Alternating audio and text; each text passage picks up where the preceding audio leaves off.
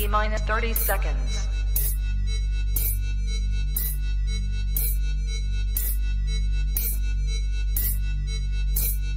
T minus 20 seconds.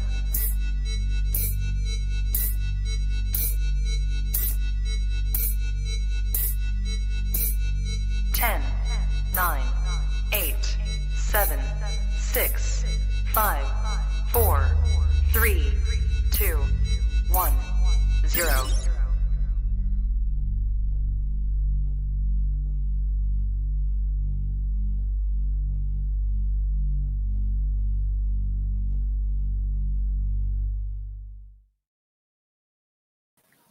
Coolest reptile podcast in the world. Welcome to All in the Tree Tuesdays here on Trap Talk Reptile Podcast, episode 453. Great and powerful Mark Heger out of Texas sitting down with us tonight. But what is good, everyone? I'm your boy MJ. Hope everyone's having a great start to the week, man. It is Tuesday, and it is one of my favorite days of the week for sure. Hands down. It's awesome. I love this segment. But if this is your first time hanging out with us, if you're into keeping reptiles, if you want to learn more on how to keep them the best way, or even learn how to breed them. Hell, even maybe learn how to turn this into a business someday. You never know. This is the podcast to be tapping into. So make sure you hit that like button, especially if you're flexing Texas. If you're listening to this and you're out of Texas right now, you've got to smash that like button. It's Mark Heger, okay? And then hit that subscribe button, hit that notification bell, select all. You'll be on top of every single podcast I drop here on this channel. I'm dropping 5 episodes this week. Who else is doing that reptile in the reptile podcast game? Nobody. All right, so this is the place to be, man. Just tap in. I cover it all. I bring the best that's even out there doing it to this podcast. I want to say thank you to all the love and support. Anyone who listens to Trap Talk Reptile Podcast, no matter where you listen to it, on the audio platforms, Apple Podcasts, Spotify, Buzzsprout, thank you so much. Thank you for all the love and support. Early birds, I see you guys. I'll get to you guys in a minute. If you're looking for exclusive content, if you want to get invited to private events that the Trap throws, Trap Fest 2024, if you want to connect yourself with some of the best people doing it in the reptile game, then look no further by joining the Trap Talk Patreon family. Very first link in the description below. Click on that. Join the Trap Talk Patreon family. As soon as you join the Patreon family, you get a link to the Discord, which will tap you in with over 200 trappers. And there's also an Instagram group chat that is cracking 24/7. Both Discord and in IG group chats cracking. But either way, best way to network. I'm talking about ball pythons, green tree pythons, emeralds, berms, venomous. We all mess with everything. It's epic. I'm so proud. Seriously, I'm all proud of all you Patreon members. Thank you so much. But come mess with us. Come join the family. Patreon members, you guys are my heart. I love you guys. Please support US ARC. If you have no idea what US ARC is, I'm not mad at you. I will help you. Second link in the description below. Click on that. Read all about it. Join US ARC today. These numbers really matter. When it comes down to legislations, you just never know, man. It's pretty scary to even think about it, man. So I just want to say thank you to anyone out there who supports US ARC. Thank you, Phil Goss. Shout out to the entire US ARC team. Tonight's episode is brought to you by the Reptile Perch. Shout out to Dave Brahms. But man, if you got a reptile that belongs on a perch, you should get that perch at the Reptile Perch. Seriously, go to reptileperch.com, all right? Or even reach out to Dave at Reptile Perch on Instagram. Let him know that the Trap sent you, and he will take extra great care of you.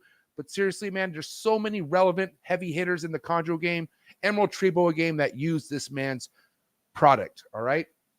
Seriously, I got so much of his purchase in all my tubs now. It's ridiculous. And I just want to say thank you so much, David Brahms. What you see behind me, these snakes are all purchased from David Brahms, all right? So everything in this Focus Cube habitat, which is going to be a great segue to my next sponsor of tonight's episode, which is Focus Cube Habitats. #1 PVC enclosures built in the reptile industry, man. The #1 in the game. And of course, Flex in Texas all day, every day. Head over to Focus Cube Habitats. Put in your order for a Focus Cube enclosure. I just got some enclosures that landed in my driveway today. I was able to break them down and get them all put ready to be built. Thing is, I don't know where I'm going to put them. I got to get rid of some stuff. I'm not going to lie, but the game plan is to have everything in here Focus Cube Habitat, and it's going to happen day by day. Everything right here, Focus Cube Habitat. They're the best. Head over to Focus Cube Habitats on IG. Go give them a follow. Let them know that the Trap sent you. They will take care of you. Shout out to Focus Cube Habitat. Hey, shout out to anyone out there who implements quail as a diet to their reptiles, because quail, I love it. Don't know the nutritional facts by heart, but I do know that there are a lot of nutritional benefits when it comes to feeding quail to your reptile. And if you already know this, then you best be getting your quail from the best. And that's Blake from Blake Exotic Feeders. Again, hit up this guy via Instagram. You can go to his website, all right, blakeanimalranch.com. But if you hit him up personally on IG and go directly to him, you will save some money on shipping. He will take care of you extra on the shipping if you hit him up directly, all right? And again, let him know that the Trap sent you just for that extra discount, man. Last but not least, man, the man of the hour. I want to say that shout out to tonight's sponsor, Mark Heger of Texas Chondros. All right, one of Texas's best for sure. He puts the whole state of Texas on. Only Texas, unfortunately, which maybe someday he'll post one of my snakes. We'll see, day by day. Either way, shout out to this guy, Mark Heger. What a great, positive human that this reptile industry has. Great to have him here. Really excited to have him as a guest. All right. Just as excited as I am to have these two as my co-host tonight. Marshall Mendez. Hey. Look at that crystal clear. What's up, Alex? Picture of Marshall, man. What's up, Marshall? Yeah. You're looking good today. Look at that. That dude. Alabama Wi-Fi. No, there is no. You ain't got no Wi-Fi. That's why it looks great right now. Hey, Alex Warren in the building. What's up, player? What's going on, man? Excited. Thanks for being here in the clutch as always. You're always here, ready to rock and roll, bud. Yeah. I'm always looking forward to it, man. Tuesdays are becoming my favorite days. Except that one time when you had, I guess you have friends and you were hanging out with them one time, and Yeah. They're not as good as this though. Oh, I haven't heard that. I didn't hear that story. No, I think it was like a last minute thing. Like I did definitely give Alex a heads up.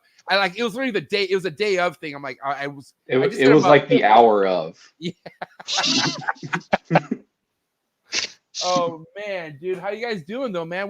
How was your weekend, Marshall? Anything eventful happened for you? It's good, man. Nah, just kids are back in sports. That's getting started up for winter and or spring, I guess. Yeah, lacrosse is a late winter, spring. So both kids are doing that, and yeah, it's crazy, man. Wide open. How the I don't want I hate to talk about something that just is still on its way, but how are the eggs looking so far as what came out, what you They look pretty good. I lost a couple of them initially that I thought were good fertile eggs, but they just, they ended up being slugs when I candled them. But mostly I think I lost 3 from one clutch and 3 or 4 from another. So I'm still got like maybe, I don't know, 15, 18 eggs, something like that between both clutches. All right. That's fucking Yeah. So do you like to separate, like if you have a questionable feeling about a couple eggs, do you like to put them aside away from the other eggs, or what do you do in that situation?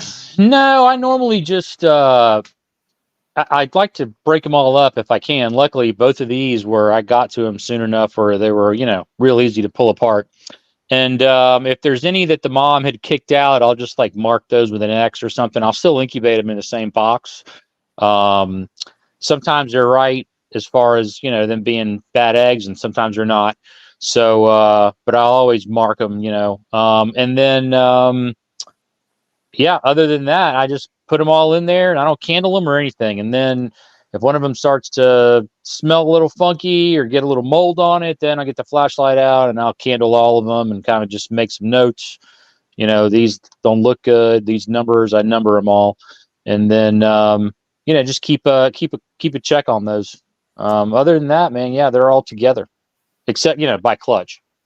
Well, I'll keep checking in on these eggs just only because I want you to have success. Not that I want to buy one off you. I'm just saying, I just want you to have success, and I hope everything goes well with all your chondros this year, Marshall. I really do. Thank you. Alex Warren, what's up, buddy? What's up? How are things looking this year with your pairings? Are they looking pretty promising, or where are we at right now with breeding in you? Honestly, I don't even know. Like I'm still pairing up. Nothing's really seeming to be happening. So I'm just going to keep pairing up until something happens, I guess, or maybe just wait till next season. I don't know yet. Go ahead. It's still a little early to stop. I'm probably going to pair for another maybe 2-3 more months ish, and then just kind of reassess the situation. So there's definitely some time left for sure. Yeah. But I'm definitely gonna do what Bill said he does as far as like after a while stop pairing, because I normally just keep shit together the whole time. But I think I'm gonna this year. I think around May or June, whatever just isn't looking right. I'm just gonna leave it alone and not pair. So Yeah, exactly. Well, Bill has it. You know, he has it down to a science. So hey, Mark Heger, aka Father Yellow Neonate. What are we gonna? What do we have to look forward to tonight's guest? The guy who's really kind of putting some respect on yellow neonates for sure. And I know we're not going to make this into a war, even though someone might crash this and make this into a war. But how do we feel about tonight's guest? Marshall, why don't we go? How do you feel about Mark Heger coming on tonight's show? I'm stoked. I don't think I've ever really talked to Mark, like live in person. Perfect. Yeah, maybe I don't think we've met at an expo or so I'm psyched about it. And yeah, he's got some he's also worked with Calico Bloodline, which is nice. One of the few. So I'm ready to chop it up with him. Wait, weren't you there at Bill? Wasn't Mark Heger at Bill's when you were there, Bill, or when you were there, Marshall, or was I tripping? I don't think so. Huh. Wow. I don't think so. Okay. Yeah. Well, cool. Alex, go ahead, Marshall. What are you gonna say? No, I was gonna say I don't think so. Those pictures just came up in my Facebook memories the other day because it was right about it this time last year, and I don't remember seeing him in any of the pictures. So I don't know. Oh. Well, Alex for sure. We'll find out. Alex for sure has met Mark Heger. What's your feelings on tonight's guest, Alex? Yeah, I'm really excited for this one. Mark was, one of the first guys that I met coming into this, and Bill introduced him to me, and ever since then he's been, a good friend and has always promoted me. And I always get a lot of inquiries from people saying that Mark sent him. So he's a really good dude, and excited about tonight. Yeah, and I would say if someone called me a really good dude, I'd be stoked that, hey, someone called me. But I would even say calling Mark a really good dude is an understatement. Like this guy, he goes out of his way to really look after people, and he's looked after me since the start. So everything that Alex said for sure, I stand on. I'm so stoked for Mark Heger to be a part of this show because I feel like the world needs more Mark Heger for sure. The world needs to know where this guy is at, passion wise with his projects. I got a little emotional because I forgot that Brian Barczyk years back went to Mark's house and vlogged before he went to Bill's. And it's been a long time since I saw that vlog. So it popped back up and I watched it like twice and was just see Mark, like Barczyk sitting there blown away by Mark, who's just fucking Mark, who still does his thing to today, but on a whole nother level now. You know what I'm saying? So I hope you guys are ready. It's going to be a great episode. It's going to be awesome. If you are in the live chats, everyone, if you think that tonight's episode's worth of a super chat, drop that super chat. If you have a question or a topic, or if you want to say why you think reds are better than yellows, or if yellows are better than reds, and you want it to be known, then drop that super chat, and we'll get down to it. But are you guys ready for this? You ready to bring Mark on or what? What's up? I'm ready. Let's go. Ready? Let's do it. Alex, I asked you if you're ready, Alex. Are you ready, Alex? I'm ready. I'm so freaking ready right now. Marshall's ready. You sounded kind of questionable right now. I'm just kidding. All right, guys, do me a favor. Do what you got to do to get your mind right. Do what you got to do to stay hydrated. It's episode 453, All in the Tree Tuesday. Mark Heger of Texas Chondros coming at you right now. Let's go. Cheers.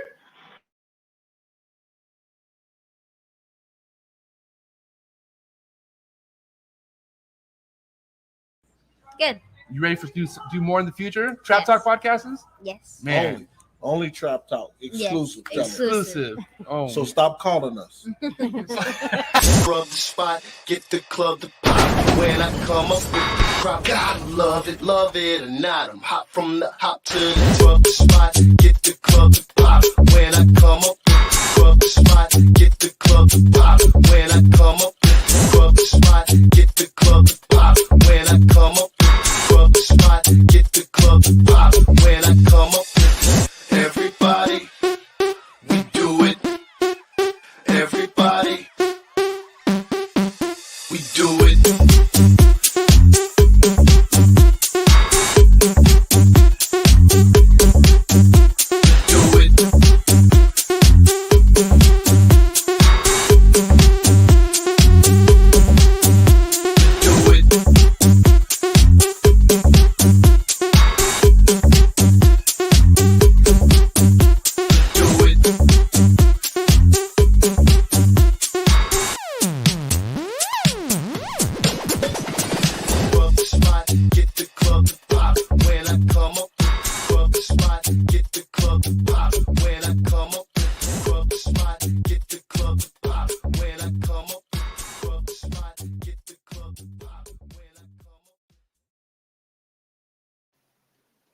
live, episode 453. Ladies and gentlemen, Mark Heger of Texas Chondros and Patrick Holmes. Wait, what? Wait a minute. Where'd Patrick come from? Man, I can't go anywhere without that guy. I'm sorry, Mark. I don't know how he got the link. I don't even know how he got dropped in here. This is your episode, but here we have another piece of Texas in the building. Patrick Holmes, what's up? What's up with you two guys? What's going on? Patrick, are you in here to make something be known right off the bat? Are we getting into a red and yellow topic right off the bat? What's happening, buddy? We can definitely do that, but the first thing that I need to make known right off the bat is to just jump in on what you guys were talking about Mark Heger being a good dude and Chondro Jesus. Amber says that she may be listening right now. Hi, Amber, if she's listening. Amber says that Mark is one of her absolute favorite people that she's ever met in the whole reptile community. And that's a bold statement coming from Miss Amber. It's his energy that she says that she loves so much. She says Mark is a wholesome dude. I'll take it, man. I'll take it. Yeah. I love Amber, and man, just being around her is always so fun. I love being around Amber. She's so cool. Yeah. But I will say though, Mark, there's so much truth behind you just doing a lot for other fellow Chondro Texans. Like you've always made it a point to put other people on, and you've been doing this for a while. I mean, how does it feel to just kind of like do something that actually like it's a win-win too, because it helps you grow, but really like it's really about the other people, like it's really about your peers. And I'm just curious, how's that make you feel, you know? Yeah, man. I mean, it's awesome. I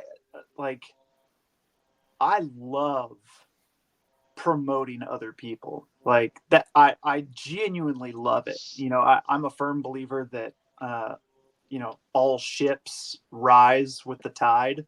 And man, if I can help other people be promoted or sell babies or whatever, like, man, that's going to help all of us in and out of Texas. Like it's going to be great for everyone.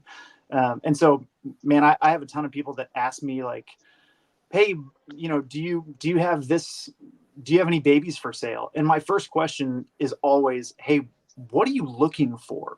Because I don't want to sell you something that you don't want. And I know people that have it. So if you want something that Patrick has, I'm not going to try to sell you one of mine. I'm going to send you to Patrick. I'm going to send you to Alex. I'm going to send you to the people that have it, because man, I want everyone to be as stoked on Chondros as I am. Okay, well, let's put this positive sweet talk on the fucking shelf for a minute, because what I want to pretend right now is, let's just say that you and Patrick are vending at a show neck and neck right now, and me, I come up, you guys don't know me, I come up to your table and you ask me that question, hey, what is it that you're looking for? And I tell you I want a green tree python, and I do not want it to be a yellow neonate. And for whatever reason, I just heard I don't want it to be yellow. And Patrick, what would you say to that? Like, if you were to maybe overhear me say that, would you have anything to respond to that as far as me not wanting a yellow neonate? Does it make you curious why somebody wouldn't want a yellow neonate, or what would you have to say to that, Patrick? Yeah. So the first thing that I would say personally is that the classic yellow neonate, like Sorong look with the bold blue stripe, is the look that got me into Chondros. That was the first thing that I saw that I'm like, man, it's just fucking amazing. And Trooper Walsh says the same thing, and so does so many other people, that classic green with a bold blue pattern that you predominantly see in animals that were yellow neonates is the thing that got a lot of us really interested in green trees in the first place. Right. And I love the yellows that I get that are like a byproduct of a lot of the Pulcher type pairings that I do, Sorong and Maniquari and whatnot. But in the situation you just asked about, I would want to hear from Mark what he loves about yellow neonate Chondros to answer that question. Yeah, by the way, these are two yellow neonates, just so you know. We're just give an example of what Patrick was saying. But yeah, Mark, what do you have to say to that, Mark? Yeah, so I don't have anything against red neos. Like, like that's the thing. That's the thing is everyone's like, choose one, man. Like you either get a red neo or a yellow neo. And I'm like, dude, I like red neos. Red neos are sick. But like I think yellow neos have a place both in the locality stuff like Patrick's talking about with the Manoquaris and the Arus, and I mean there's plenty of localities that are only yellows, like, and that's super cool. But I also think yellows have a place in designers. And you know what? Give Patrick about 2 or 3 years with those babies that he hatched just earlier this week, and you know what? Like, hey, we'll see who's laughing then, huh? So yeah, go ahead, Patrick. No, you go ahead, MJ. No. I have nothing. Okay. Go ahead. So I have Amber just messaged me and she said, "Oh, Gloves is in there too." Sick. I need to bring him one day. Yeah, you should wear them on the show and like scratch your ear every once in a while, or like it's hard to stay in the chat with the gloves on. It's impossible. It's impossible. Limited dexterity is one of the reasons I don't mess with gloves. And I'll be nice and not name the other reason. So I'm going to go on just a little bit of it's going to start out educational and then turn into a little bit of a rant to set the stage for the red versus yellow thing, right? And I'm going to show off a little bit. Less, Patrick. Yeah, that's right. So I'm going to show off a little bit too. So honestly, there's not really a lot that's cooler than seeing a fresh hatched mixed clutch. It's so fucking dope to see the reds and the yellows together in fresh hatched babies, right? Right. Now this clutch, they're all in shed now, so they'll all be separated out tomorrow. And this is the most excited I've ever been to hatch out yellow babies, because the yellows in this, like, there's no way that I would let yellows from this go for less than the reds. The yellows in this clutch have just as much potential, if not more, than the reds because of the lineage. So that's a huge factor, that the lineage and the goal that you have for the look that you're going for is a huge factor in the choice of red versus yellow. The other thing that I will throw out there, though, is that as a chondro breeder, and with the goals that I have and the lineages that I really like and the things that I'm looking to produce, man, an all red clutch full of dark brown babies is just, we all of us look at this and we're like, yeah, that's the fucking jam right there. Right? I mean, to be honest, yes. Didn't Alex do this same thing with John Irby, where he's like, "Hey, John, I have a question for you. Would you like to see one of my snakes?" I can pull out something if you want. Don't get him going, please. And I'm still showing off snakes for a reason. Now we're getting into the educational part of this. Because we're going to X out designers for a minute and go, because this is the really important part about red versus yellow. And this is about natural potential, and not just from locality animals, but how the natural potential of red versus yellow plays into the potential of designer animals. So let's see. This guy, and what do we got? Here we go. This is my favorite view of Patrick right now. So should I have pulled my shirt up? Yeah, where's top? Yeah, should I just do the show like this? So these are siblings. They're Biocs. So that's I was going to say kind of classic. This is actually a really exceptionally nice red Bioc, and his or her yellow sibling. I hope this is a female. His or her yellow sibling. So these two animals, siblings, they're essentially genetically identical, but the way that these animals are going to turn out as adults is not identical.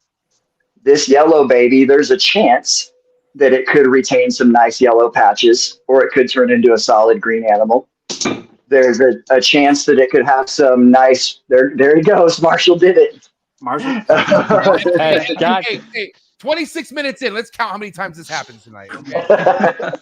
Fuck.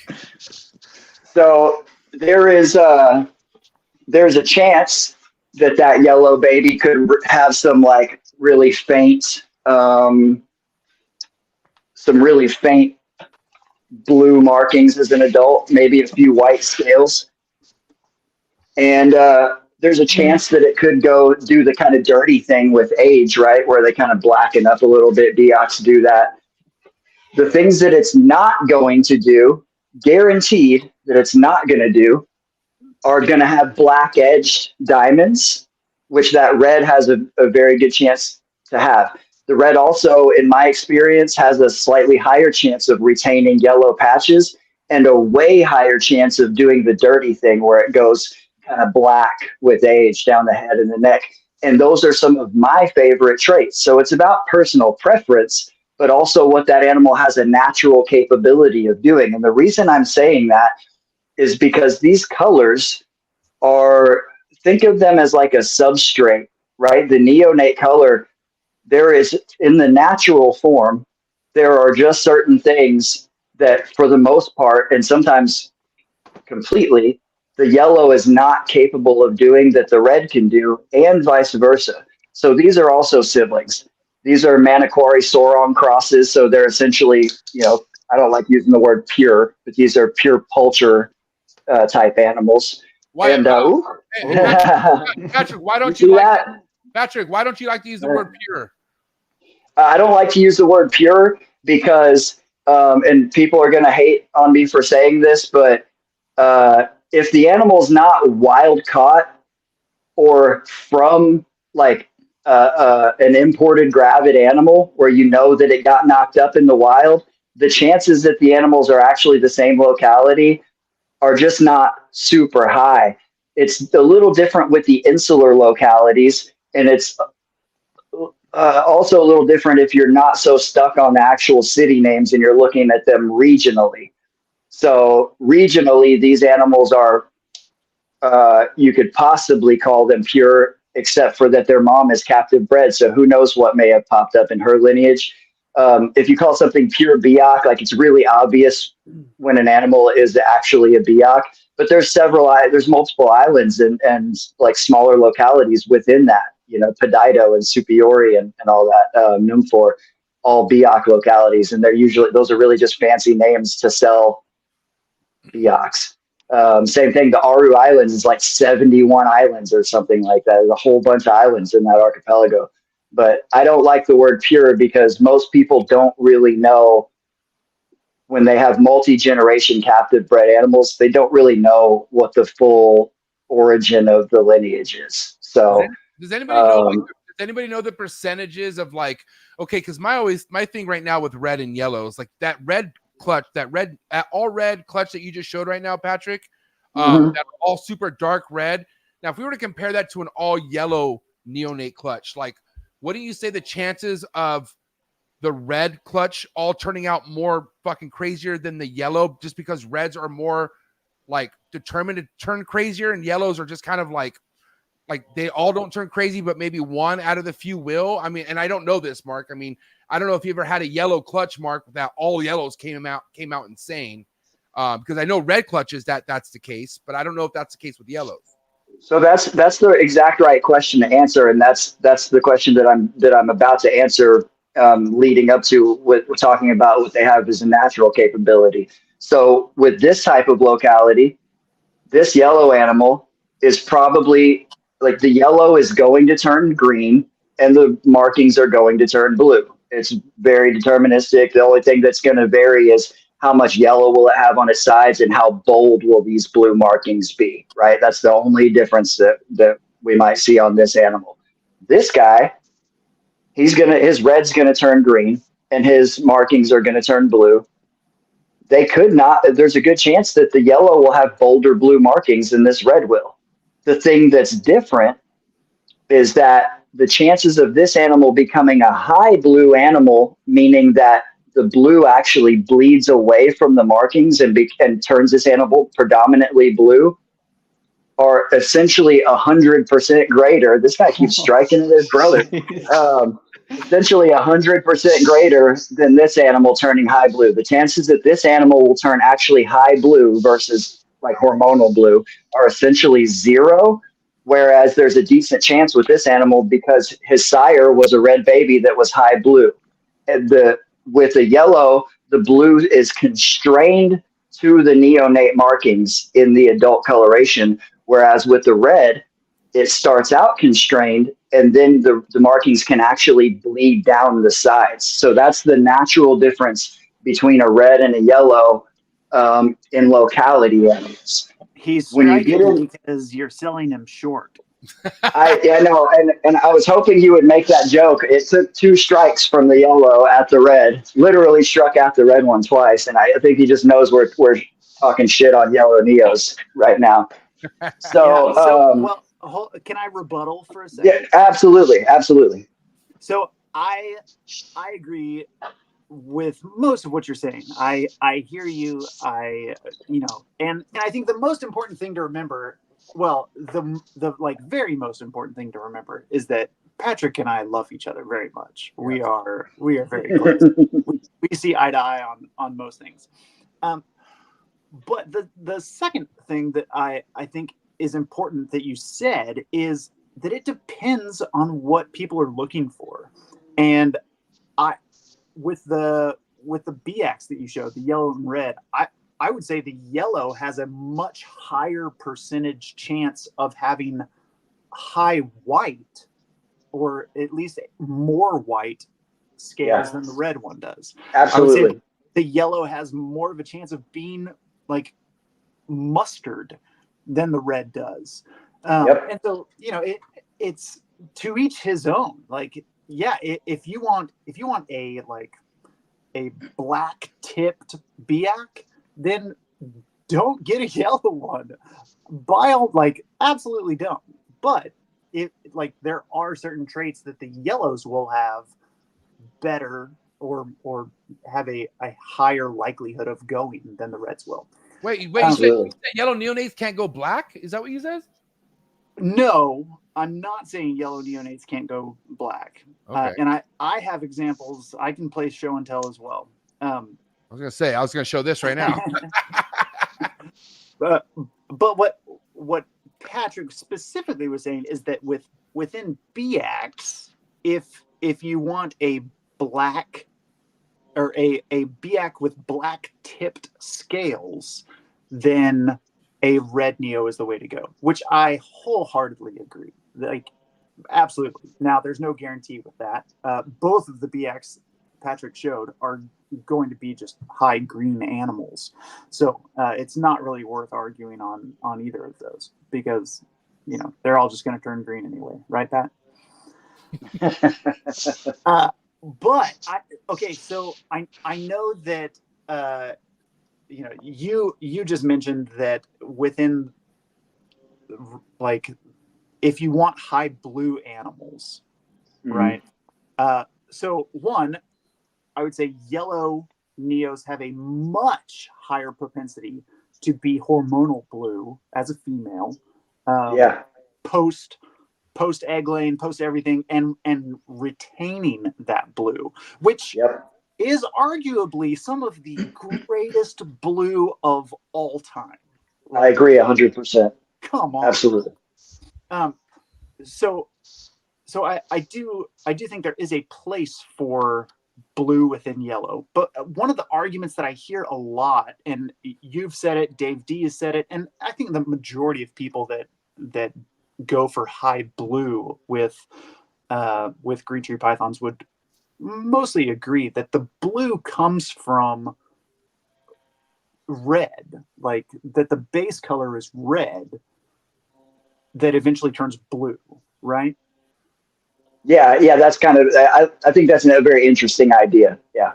Right. And so I hear that, but I would say that there is plenty of examples where the blue does bleed out of just like the red patterns. I think Arus are a great example of blue bleeding up the belly, going on the face.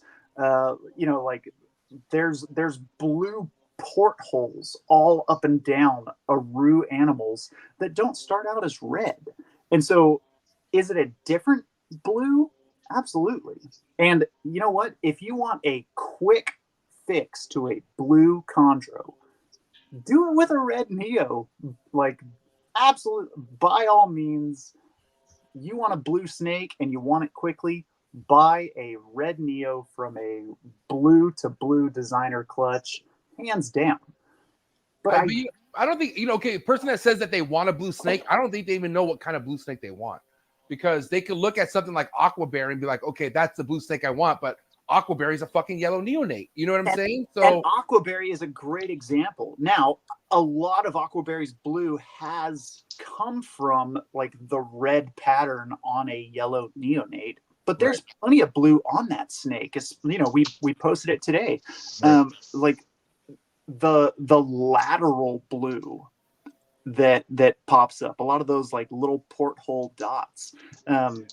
I just find it hard to believe that all of those were red when he was a yellow Neo. They absolutely were. Every single blue marking, because we're going to have to differentiate between. So a yellow Neo can get, like an Aru, for example, can get a blue belly and blue shading that comes up the sides. And also they can get kind of bluish skin between the scales or blue edging of the scales. But the actual pattern itself, every single blue marking on that snake that we're looking at right now was on that snake from right out of the egg. Every single one of those was a pattern that was about the dorsal. Dorsal and the lateral. The lateral dots were also present from birth. I promise you they were 100%. Those neonate markings. This is an absolute fact. Neonate markings, red or yellow, they can change color, they can disappear, but they cannot change shape or position. That head stamp that's on that snake is a thumbprint. Its markings are a thumbprint. And so all those blue laterals, all that stuff was there from birth. And so my argument about but I don't think they were red from birth. Well, sometimes they're brown, but I mean but either way, and I don't even fully subscribe that there has to be red like as a precursor to the blue. I think that's an interesting concept. I've heard Dave D say that before, and I've heard a couple other people say it. I don't know that I fully subscribe to that.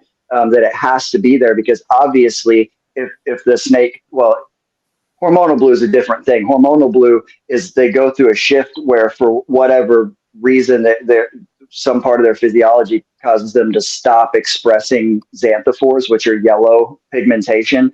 And if you take away yellow from green, you're left with blue. That's what the hormonal color shift is. That's why the yellows turn white and the greens turn blue.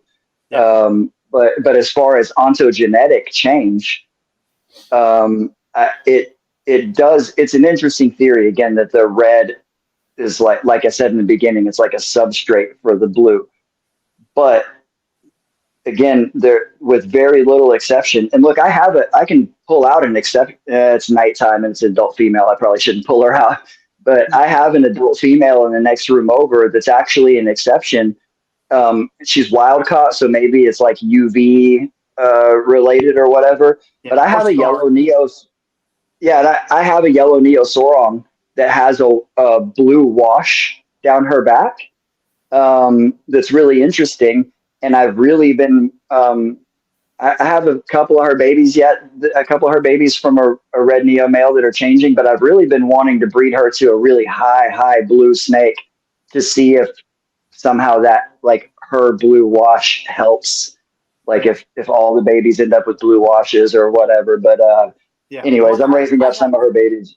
I have an Andrew Amon blue line female who has beautiful blue coming up her sides, and it's a blue wash. It's a different blue. But that wasn't red or black or dark. Like it was yellow. No. When it was yellow. You know. Yeah. And so, you know, do I think that yellow neonates are the best for producing high blues? No. No. Do I think there's potential there? Absolutely. I agree. I think aquaberry is a phenomenal snake to start a blue project, a high blue project with a yellow neonate.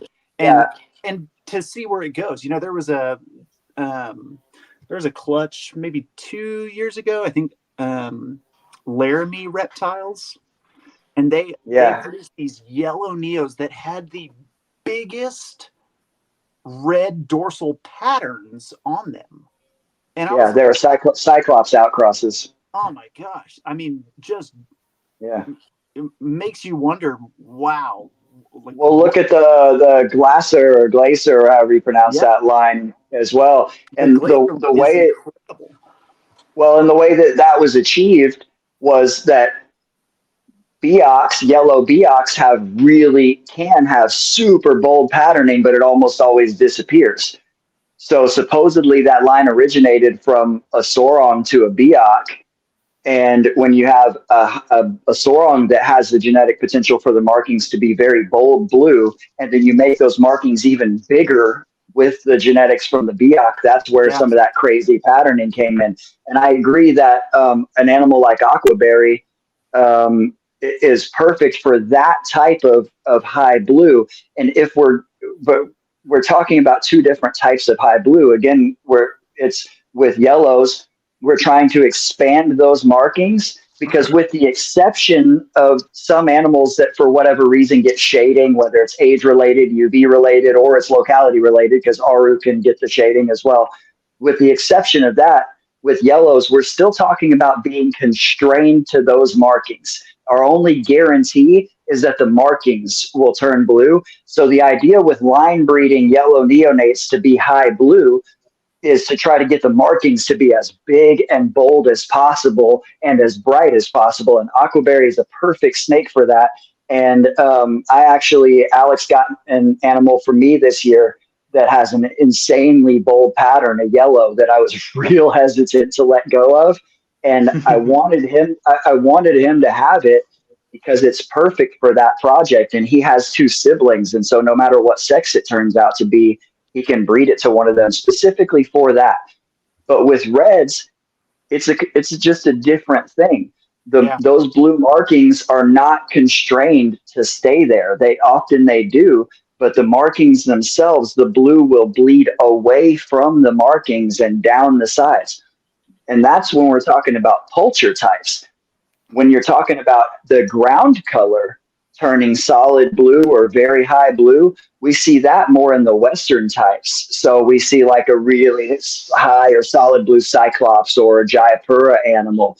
And the best blues that we see coming from straight locality blood with no Walsh influence are East-West crosses. So some of the Arfok outcross stuff, the Ed Bradley stuff, the stuff that Garrick is working with, we see really high blue animals because you're combining the body blue that you get from the Eastern blood and the bold blue markings that you get from the Western blood to just get a really intensely blue snake. And so just on the subject of blue, and we can get to high yellow. Actually, I will really quickly get to high yellow and black and other extreme traits. But just on the subject of blue, like you said, the red is like a shortcut, essentially.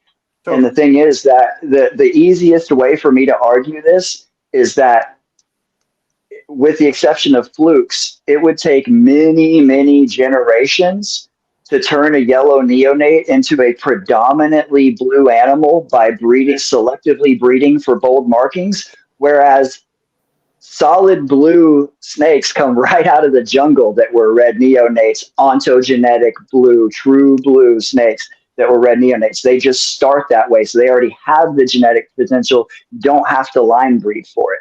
That's just on blue. With yellow, it's very different.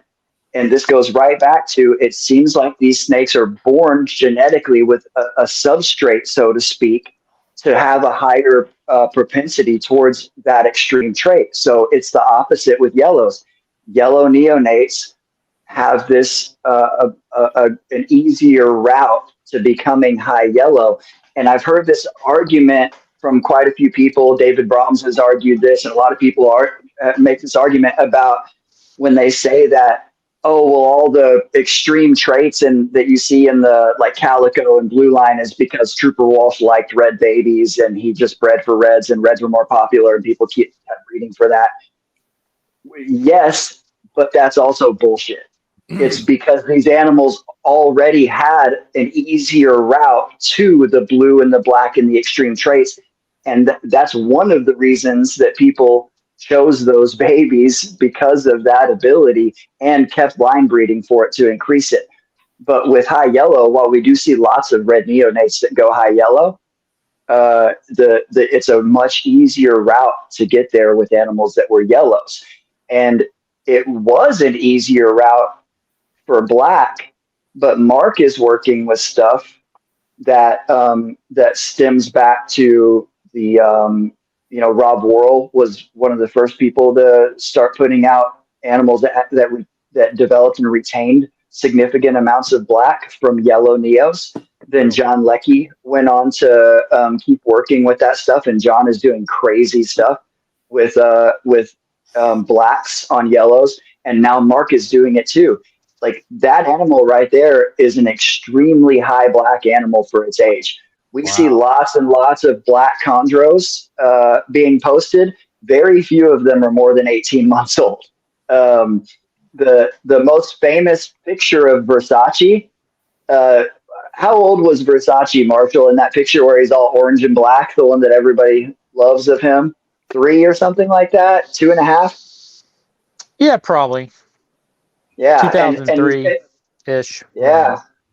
Yeah, and you told me he was 6 years old before he lost the last of his black markings or something, and he's a predominantly green snake. And that doesn't really matter because he has obviously proven for the last 2 decades that he has the genetic potential to throw all kinds of insane stuff, because he was a red baby. But now I really love, this is right back to the beginning of my argument, the blacks that we get from yellows are different than what we get from reds, and I like some of it better. A really high black from a yellow neo can be a super unique snake, and it's more rare than high black from a red, so in a way it's more valuable. Yeah, and I would add to that I think in general, there are always exceptions, obviously, but I think in general, a yellow neo, when a whole scale goes black, a yellow neo will tend to hold on to that black longer than a red neo will. I think a lot of red neos with black particularly, as they age, will kind of fade out. I mean, you see it. You saw it with Versace. You see it with Jaeger. Like, Jaeger is mostly a green snake right now. Yeah. Granted, like in his prime, he had incredible black, incredible yellow, and he is still capable of producing that. But with the yellows, within particular lines, I think there is a really cool retention of black even into old age of an animal. And I would say that you probably cannot breed that into reds from yellows. I think that that's a specifically yellow ability, in the same way that I'm talking about these other things. I think that that's something that we'll probably continue to see stay as an ability for yellows to have better black retention. And so if you can continue to line breed for it, and again, it's going to take longer. But man, I think the potential for high black from yellows is really awesome. And the goal that Matt Morris had a long time ago that I still have yet to see really anybody do is to produce an animal that's from a yellow baby that is pretty much completely black and yellow, no green, a high black and simultaneously high black and high yellow. There was on the last episode, we were talking about things we've never seen in chondros and the little debate about how much more there was to be seen. My argument for that is it totally depends on how intensely you look at the subtleties, because if you had my eyes, you would think the potential is infinite for green tree pythons, but some people aren't as crazy about it as I am. But we still haven't really seen truly high black and high yellow simultaneously, but we've seen some close stuff like Cover Girl and Gucci, for example. A lot of black with a lot of yellow. Mosaic was halfway. Yeah. We see the black and orange turn into the orange can go more yellow as they age. Yeah. So Mosaic was a yellow or a red? No, Mosaic was a red. He was a red.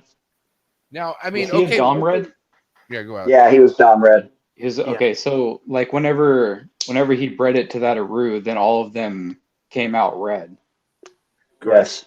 Okay. Yeah, and also fucking insane. Like that's Well, see, that was going to be my question. If he wasn't Dom red and he bred it to the Aru, how did those yellows come out compared to the reds? But that would have been really interesting to see. That would have been really cool. All those babies are red yellow, genetically. Right. Mm-hmm. They're not Dom red. Yep. Yeah, and the to me that pairing was like maybe the boldest statement anybody ever made about the genetic potential of an individual chondro. Yeah, it was the cherry on top for sure. But Patrick, I got to ask you, do you see yellows getting to the stage of popularity as reds at some point? I don't think so, but I think it's possible with enough line breeding and the right marketing. I hate throwing that in there, but that's unfortunately a fucking thing. And that matters a lot. For sure. Yeah, well, one of the reasons that I don't like it is because a lot of people are, the nice way of saying it is some people are less responsible with their marketing tactics. And so anyways, the thing is, it's all about what you like. And every time people message me frequently asking me like to help them figure out what stuff to get, like what to get when they're getting into chondros. And I tell them like to ignore the marketing and ignore what's popular and trendy and what you think might sell if you produce it, and to just buy the shit that you think looks really badass and you will love. And then start with that, with acquiring some animals you think are badass, and then formulate some goals about what you want to produce, and then use that to think about what you're going to get. But so much of the fun of this is how unpredictable it is. 100%. Right. And that's a good thing that you brought that up, because a lot of people get the assumption that yellow just for the most part turns green, and that's what you're going to get with a yellow is just a simple green looking snake. But really, it all depends on how that yellow got here on Earth. You know what I mean? Yeah. What snakes brought that here? But let me ask you this though: like, okay, you know how sometimes, like, God bless the BX, man. Oh man, if you're a fellow BX lover like us right here, it's God bless. But BX, a really nice pair of BX pairing could throw you some crazy looking stuff, right? But what are the chances of just like a simple sarong pairing throwing something crazy out of that clutch? Like, because Aquaberry for the most part that's a monocory, correct? That's a pure monocory. Alec? No. Aquaberry is a Jaya mixed with a designer. Aquaberry's mom is Blue Jay. That's owned by Garrett. Take that back. Or Garrick at House of Blue. Mm-hmm. So that has nothing. That snake's a straight designer. It's an Aru outcross. Right. Ed Bradley had a pair of snakes that he was calling Aru. Ed liked to do locality pairings, but unfortunately, he's been around for a long time, and so he was going more on what animals were sold to him as. So some of the stuff that he bred, that he was calling certain localities, were outcrosses because he was breeding them based on the labels that they came with. And so Aquaberry is an Aru outcross, and there may be some Jaya blood in there, but I can. If you just showed me that snake with no background and told me that it didn't have any designer blood, I'd say that's a Sorong Aru cross. Like if you that's what I thought. That's what I was claiming it as for the longest time until I recently found out that it was from that, from Ed Bradley. And because you were the one who told me the backstory on Blue Jay. Only because I actually wasn't aware at the time that that's what Blue Jay was, but I was familiar with the lineage in the first place. I've known Ed for a really long time. So hold on. Aquaberry's parents were both yellow. Yes. I think so. I'm pretty sure that all those animals are yellow. That's a point for the yellows, Mark. You should be happy. That's great. That's a huge. The Jaya dad was an import, but it looks pretty. It looks like it was a yellow for sure. So. Ed had some. Go ahead. I think it's important to know, going back to like MJ's question of, hey, so you pair two things together, what's the potential of craziness popping out? I think from a very the most basic pairings that could create what I think the general chondro community would consider crazy, like the Arubiacs crosses, the Biak Meraki crosses happen to produce a lot of melanism, a lot of really wild looking animals as just a locality to a locality pairing. And the Aru is obviously a yellow, the Meraki is obviously a yellow, and they're paired with red Neo Biaks. Those yellow babies turn out phenomenal. We saw high yellow usually. We saw a clutch from Bushmaster come in probably 4 or 5 years ago of Meraki Biaks. Ryan Berg brought a ton of them in. And I have one. And literally every single one of those is phenomenal looking. Just knocks it out of the park as yellow Neos. And Chemo has one. And it looks incredible. What's it? Jamaica? Yeah. That is a very, very high yellow Neo snake. Or no, sorry. Jamaica is a John Leckie animal, but he has another one, Stitch. Another one. That is awesome looking. I had a Meraki Biak Fiona that was unbelievable. Had great blues, had great blacks, had a little bit of yellow, a little bit of white, and so those very simplistic pairings can create some very extraordinary results. You're just taking a yellow Neo Aru, a pure locality, and a red Neo Biak, a pure locality. Incredible results pop out. Now purists will say, "Oh, it's because they're hybrids, man." And they're right. They're right. And they're right, but they're still so cool, and they're viable, and it's okay, how long, how far down that road do you want to go? On the subject of going down roads, the second generation Aru Biaks tend to be just insane. Insane animals. Absolutely. And even there's designer lines that come through generations of crossing locality crosses with other locality crosses. Absolutely.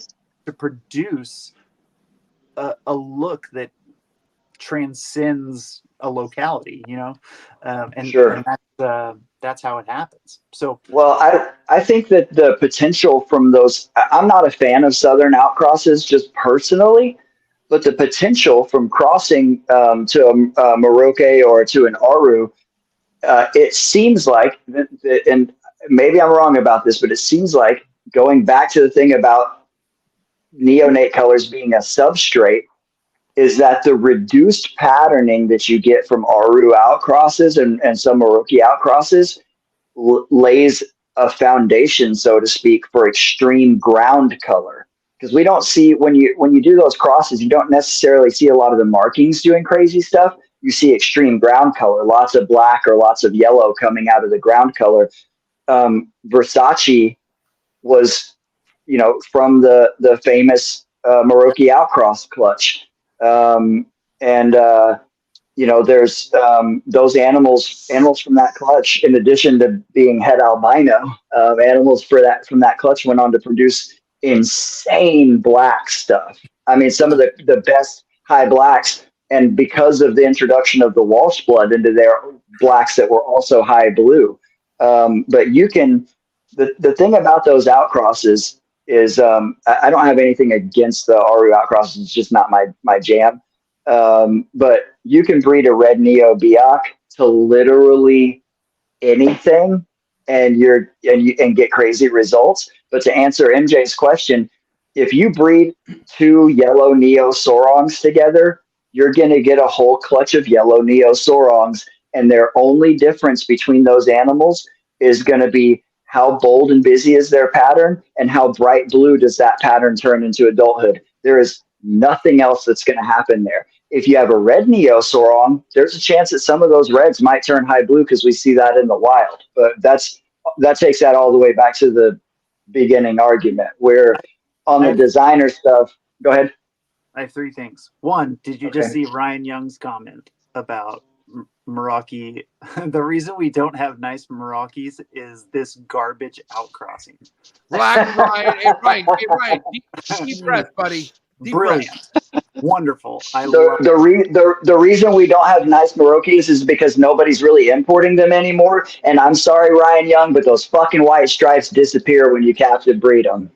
Wow. The second thing I'll say is I eventually want to hear what Marshall has to say about all of this, because he's very silent. Well, Marshall, first of all, good evening, Mark. It's nice to Hey, Patrick. you know It's nice to see you guys.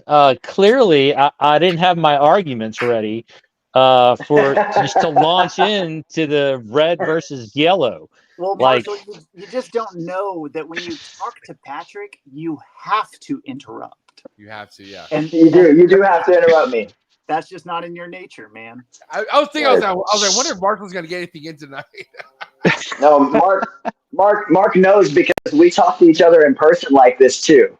Oh, Like yeah. we get it. So what I'll say is, debates. I remember earlier in the discussion about the yellows and the blue, and you know how they get it is I guess at question maybe, but the blue that's in a sarong pattern, or the blue that a really good Aru gets, to me is, I mean, it's a little bit different. It's maybe not as powdery blue as what would come from a red, but it's almost brighter. And if you could get a super blue that would come from a yellow, I feel like it would be a better looking snake than from a red. I agree. I had an Aru male that I got from Eugene back in the day, and man, that thing was like 60-70% blue, and it was a male. It wasn't hormonal blue, but There's the Pete Erickson blue male. That was another very blue, hormonal yellow Neo. Tony used to have some Aru that had blue that came way up their sides, like way up the sides too. But I will say though that after seeing the results of crossing, looking at the Pete Erickson animal and the results of the animals that he produced, I kind of want to say that he was maybe sunburned. Sorry. Hey, I got a question for Marshall that might destroy this entire fucking topic right now. Because at the end of the day, let's just say this. Aquaberry, that snake that we just showed, Al. Can we please show Aquaberry? Because I don't know is that the snake that you've been showing? The sarong type? Yeah. Okay. All right, so visualize this, okay, Marshall? This I'll is grab him. You want me to grab him? No, Alex, relax. Okay? I'm looking at on this podcast. All right, so here we go. Okay, yes, got it. Right, here's Aquaberry, right? A yellow Yep. neonate. Let's just say for whatever reason, Alex gives you this snake. You now have this snake in your collection. And Marshall, for whatever reason, let's just say, I know you don't have anything that was a yellow neonate. But let's just say you happen to have one. Yes, he does. I do have a yellow. Which one? Who? It came from the calico. I think it's calico. It's either a calico. Are any of your holdbacks yellow? Yeah. Okay, so, this is an adult. This is an adult animal. It's nice. So my question to you, are you going to put anything yellow or red to this snake if you owned it? Right, I mean, right at the top of your head. Don't. You have 5 seconds. I'm gonna do red. Thank you. It's I have to throw something out here real quick because I have to bail. But I want to say that Marshall Mendez is probably the only person on earth that has a collection that's so fucking dope that he's like, I think it's a calico. Well, I say that because I was not expecting a yellow neonate from the clutch, and so I'm wondering if it was maybe a split side clutch or Partho baby. I don't know if it was part. I don't think it wasn't part though because the mom wasn't yellow, but mom was red. I think it's a calico tiger stripe pairing. That's what it is. Yeah, calico tiger stripe. Yeah. So either the whole clutch is actually Versace and not calico, which I kind of doubt because a lot of the animals have the kind of traditional calico look more so than Versace stuff. But I was surprised to get the yellow neonate. As far as I know, there really haven't been very many yellows come from calico clutches, and I could be 100% wrong about that. But well, Mark, you would know the answer to that, wouldn't you, Mark? Yeah, well, I mean, the thing with calico at this point in history is that the calico line has been outcrossed so much. Marshall is working with some of the oldest calico stuff still alive. Marshall and TSK. TSK and Dave D and Christian. Yeah, and so the stuff that I'm working with is probably a generation behind the stuff that Marshall has. But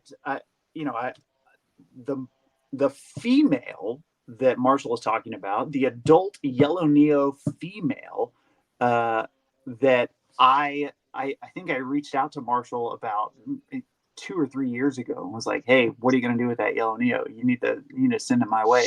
He did it. I guarantee he did it. Absolutely, I did.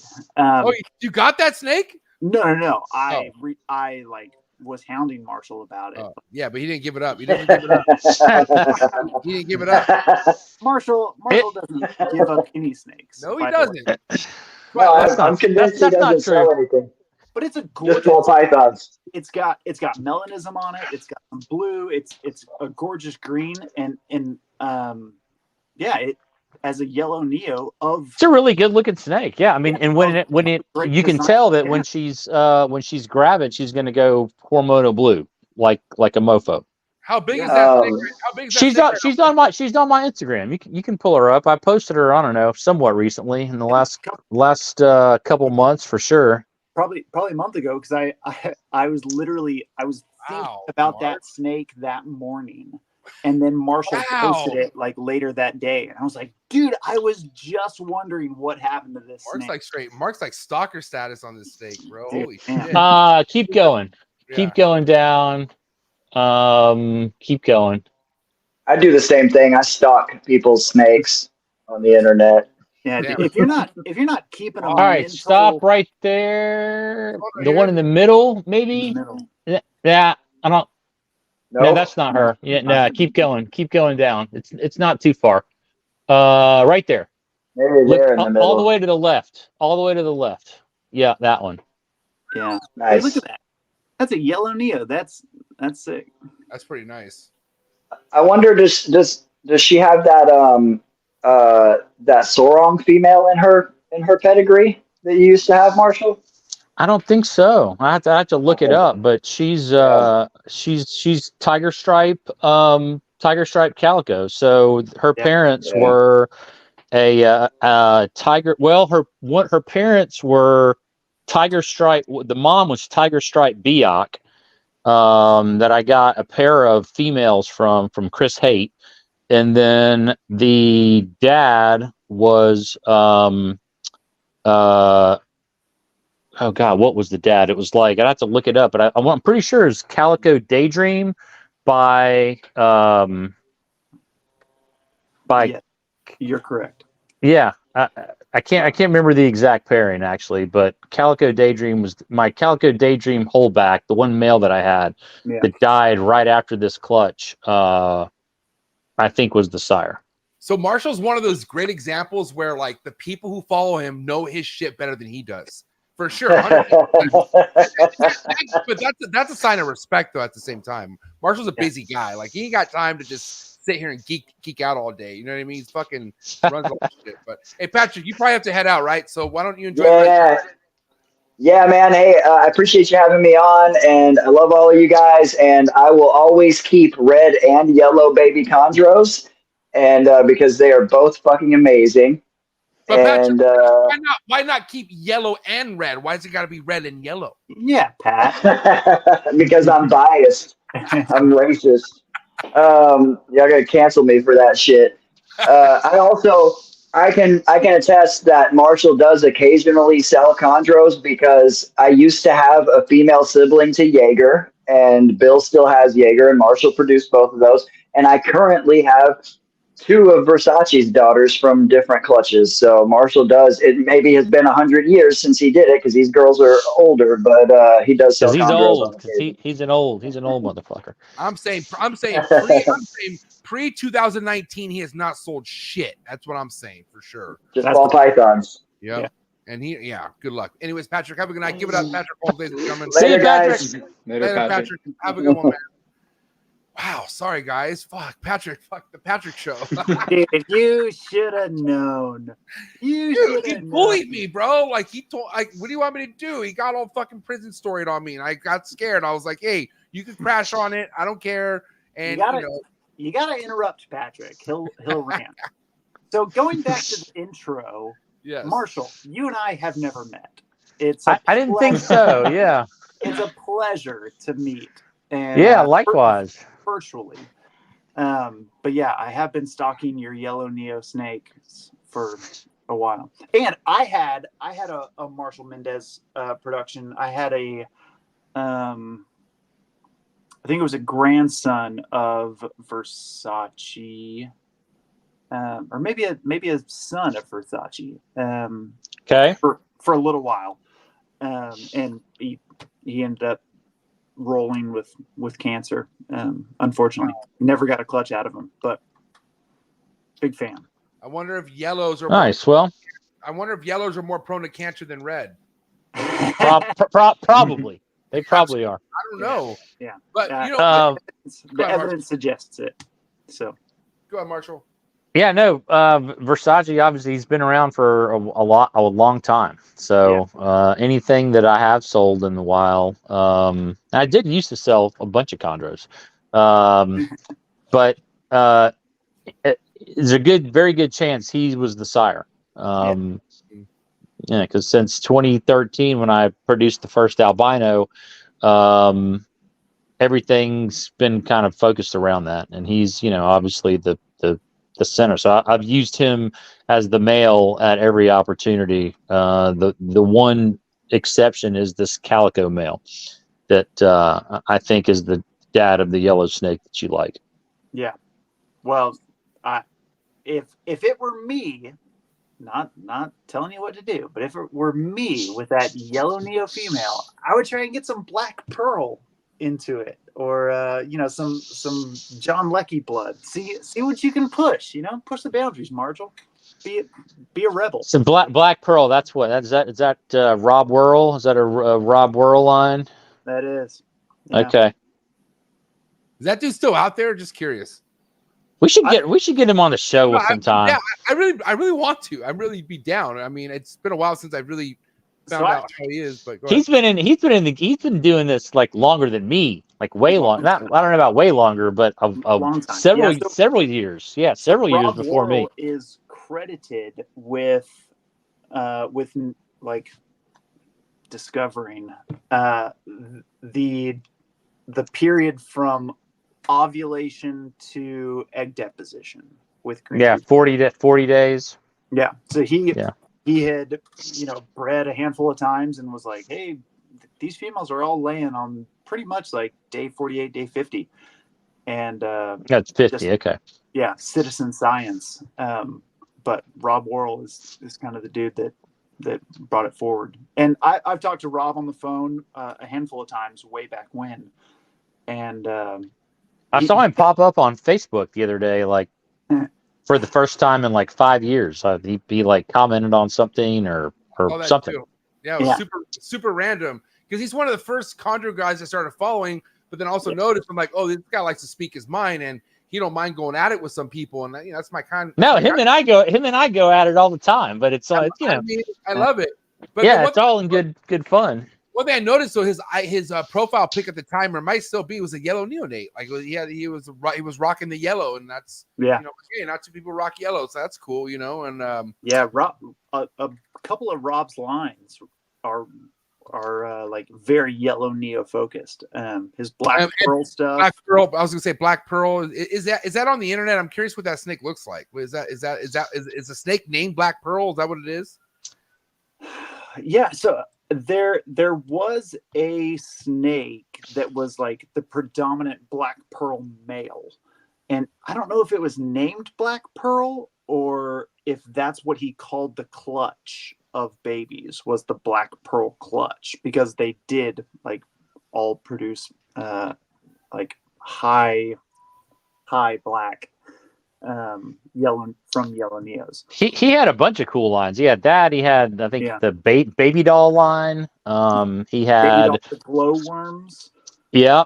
And they used to have, like, what I remember about him, it was that he would have huge clutches, and he would breed females back to back. And he would, I want to say, and I could be wrong about this, I don't want to like say something wrong, but I think he even mentioned that like you could double clutch a female at one point. I remember that, but Rob, I could be wrong, but I think had he like 1,500 to 2,000 gram females. Yeah, big, and he would get 30 egg clutches. Yep. Damn. Yeah. Which, if you listen to some people, they say that big females like that aren't going to produce. That's bullshit, because Socrates' 38 clutch that he got not too long ago came from a big ass fucking female too. And he got 38. He got 30. No, 30. He got 30. 30. Okay. 32. But he got 30 out of the 32 or something like that. Yeah. And it's crazy. You know what I mean? That was. Anything above 12, you're doing good. Yeah. And they all ate right the first time. He said the first go round they all ate. I'm like, wow. That's good, because that would be a pain in the ass to have to assist feed a 30 egg clutch. Okay, now I want to kind of get back to the red and yellow thing, because let's kind of go around the horn as far as the average high-end neo cost, like what that is for a red, from what you've heard or what you've maybe like come across. I know I've heard through the grapevine that a red neo could be sold up to $9K. Why don't you go, Alex? What's the highest red neo that you've maybe heard being sold out there? Highest red neo? Highest cost red neo. 10K. I've heard there's some snakes going for 10K. All right. What about you, Mark? Yeah, I remember back in the day snakes going for 10 or 12K that were like pretty solid solid black. Yeah, red neos during their change. Marshall, what about you, Marshall? What's the highest like red neo you've ever like maybe heard or come across or whatever? Maybe, Yeah, 10K range. Okay, so will there ever be a yellow sold at this price at some point in the future? Do you think? I mean, who can say in the future? I mean, well, Mark can. He's the father yellow. That's why it's really him. What about a yellow albino? Yeah, hey, I got one. Yeah, I'll sell for 10K. yeah, that's a good point, Marshall. That's a good point. Yellow They're going to albino. be at least 10K. Yeah, At least. That's facts. Well, aren't these things just priced at whatever you want? Like if it's worth 10K to you, can't you just price it at that? And if it sells, then that snake is now worth 10K. Yeah, but I mean, ultimately, the buyers set the price, not the seller. So, you can advertise one or something for whatever you want, and you may never sell it. We're talking Marshall. He ain't selling shit. So it's like if he produces that, there ain't no price on it because he ain't giving it up. Yeah, and that's a fact. Yeah, but I think Patrick brought up a great point that 45 minutes later might have been forgotten, but like it really all depends on what you're looking for. Like, if for me, like, I'm probably going to pay more for a yellow neonate than other people because I want that yellow neonate for a certain project that I'm going after. Where someone else would say, dude, I wouldn't pay $100 for a yellow neonate because all I want are reds, and that's fine. I'll tell you, I got 5 chondros this year. I acquired 5 chondros. All of them were yellow neos. I'm not surprised because that's what I want. Bill. That's your thing. I mean, that makes sense. I feel like you're on a yellow high right now. Like you're just like trying to make sure you can find the coolest yellows out there right now, which makes sense because that got me to want to be interested in getting more yellow versus just being on this red fucking I don't want to call it bandwagon because let's be real, dark red is where it's at. That's kind of where like the darker, the blacker the red. That's you ain't gonna say no to that, but. There's all these yellows. Like I wanted to show the one that Socrates. You see the yellow that Socrates posted? It doesn't even look like real clean looking one.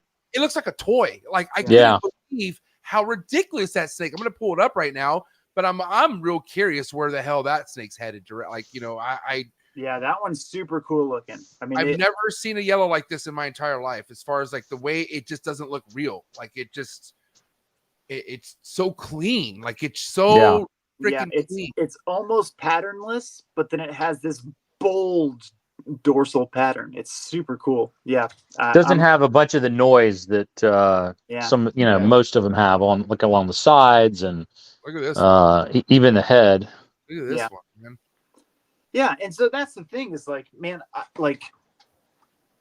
it all depends on what you're going after, and if you want certain traits, then man, go after those. And if you want to see it from a yellow neonate, great.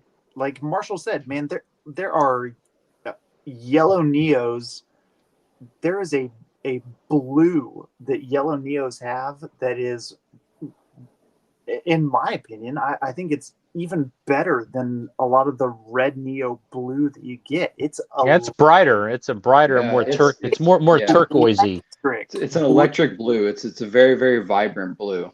Yeah, and so man, if you want that, man, go get it. Like stick with the yellow neos. Don't cave in to the red neo pressure. Like you can have red neos on other projects. And the hormone, and when they go hormonal, when they go hormonal blue, like that's a pretty amazing look too. And some people are like, oh, it's like only because they're hormonal. Well, after like the second time, they just stay that way. So who cares if it's hormonal? Yeah, at the end of the day, you end up with an electric blue snake. And that person bitching doesn't even have a green tree python. So who gives a fuck? Yeah, well, it's like, man, if we're talking about like snakes that change colors as they age. Like it's all hormonal. Like in the end, like their hormones, the chemicals inside of them are producing different colors through different stages of their lives. Yeah. And so it's like, it's so funny to me when people are like, oh yeah, but it's just hormonal. It's like, well, who cares? Yeah, who cares? It's a gorgeous snake, like, and it got that way somehow. So, but yeah, you know, I love red neos, and you know what, like for certain projects, even within my own collection, man, the calico line, I am going to continue to pursue that with red neos and cross the craziest red neos to the craziest red neos for the sake of that calico line. With other stuff, man, I'm gonna pull yellow neos from different pedigrees and different designer stuff, and man, I'm gonna mix them together, and I'm gonna create some crazy yellow neos in the future. So give me some clarification on this, because I do know, for instance, let's say you have a BAC clutch, right? The mom was a yellow neo and the dad was a red, and in the clutch there's red neos and there's yellow. You pick a yellow and then you breed that to another yellow. Is there still a chance of a red popping up because that came from no? Or so how does that work? Because it works the other way around, but it doesn't work with, you know what I mean? Yeah. Is that because yellow is a quote unquote recessive? Is that why that is? That's the theory. Yeah, that's the theory. Let's break that down real quick, please. But it doesn't. Yeah, sorry, go ahead. No, go ahead. I would say there is very little evidence against the idea that yellow is recessive and red is dominant. Like it seems to be very clear that is what's happening, where the yellow neonate color is a recessive trait and the red neonate color is a dominant trait, and then there's a super form of that red. And so, you know, take your ball python genetics, and if you breed a recessive trait to a recessive trait, so you have albino to albino. Don't tell me what I don't like, Ryan Young. I was gonna say, Ryan Young's talking to Marshall. Yeah. Yeah. So, Ryan, you dumb. I know he ain't talking to me. I like yellows. I like yellows too. I mean, come on, who doesn't like yellows? Yeah. He's talking to Alex. Besides most people, but I got tons of yellows. Yeah. You told me you hated him the other day, dude. Come on, I'm just kidding. When? I didn't know. When? No, I'm just kidding. He's talking to me. But yeah, so if you breed a albino ball python to an albino ball python, you're going to get a clutch of all albino ball pythons, right? Like,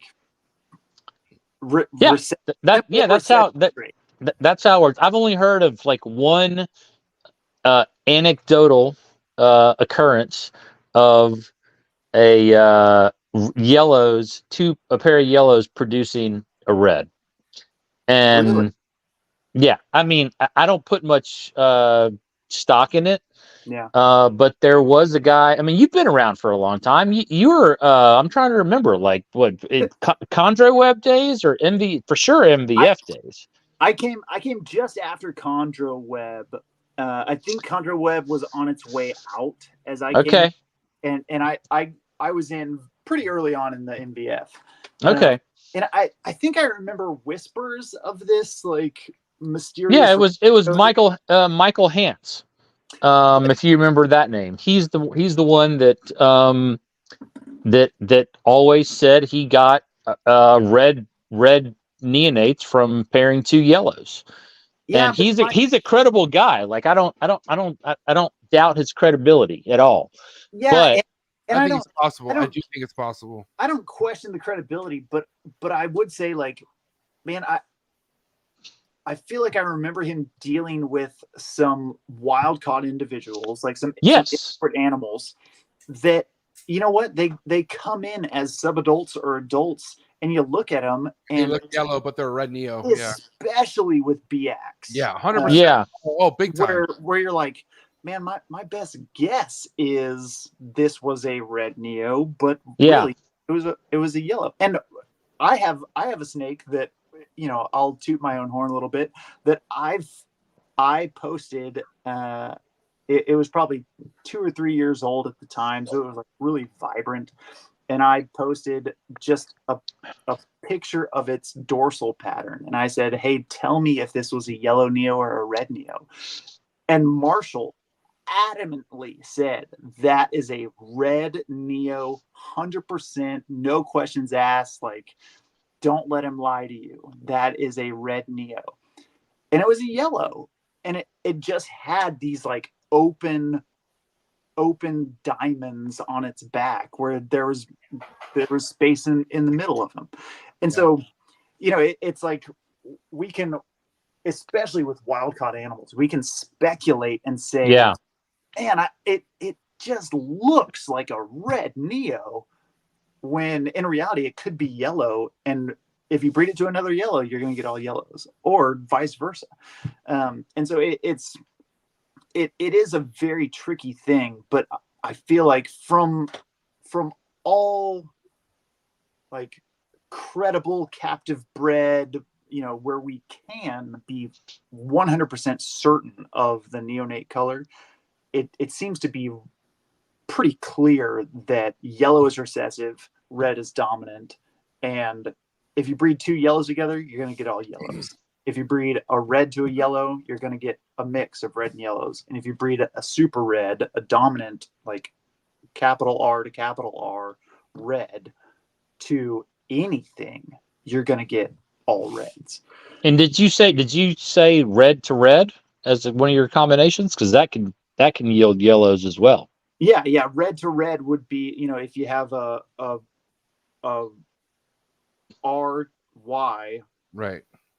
You can get up to half yellows. If one of the parents of each side had a yellow neonate, you can. You'd get half. Yeah. But what's crazy is like with all this talk, Or no, you'd get a quarter. Sorry. Yeah, quarter. I think it's a quarter, because they'd have to have both. Right. Both but, Ys. but it's still a possibility. It's still, you still have a percentage of hitting it. Yeah.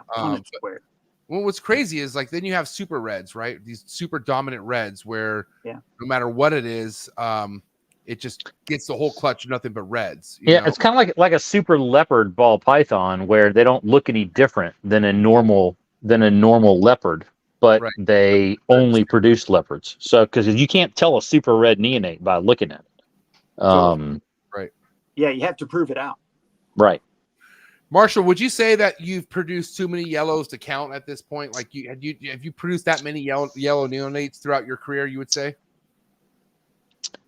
You know, honestly, I've never added it up. Some of my earlier clutches were at least half and half. My first clutch was all yellows. Now, and I'm asking you this because do you remember which ones were easier to establish, or was there ever even a moment where you're like, well, yellows are being more of a pain in the ass than reds, or vice versa?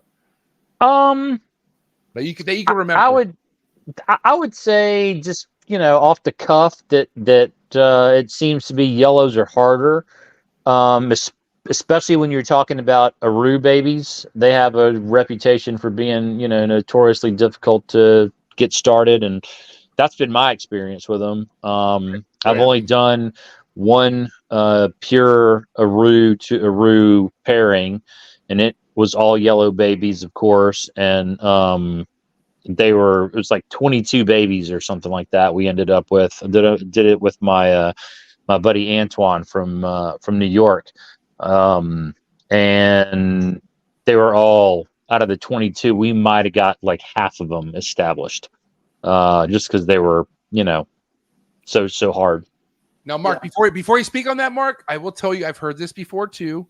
Okay, and because I've heard this, and I've heard how BX are strong and they're more of the like aggressive, it made me happy that a big foundation of what I have going on are BX because of these rumors, right? But other people too could hear this and be like, well, if a yellow are difficult to eat, why to add that to the list of things that are difficult to getting a baby green tree python to eat? Why do I want a yellow? So what do you have to say to that? Yeah.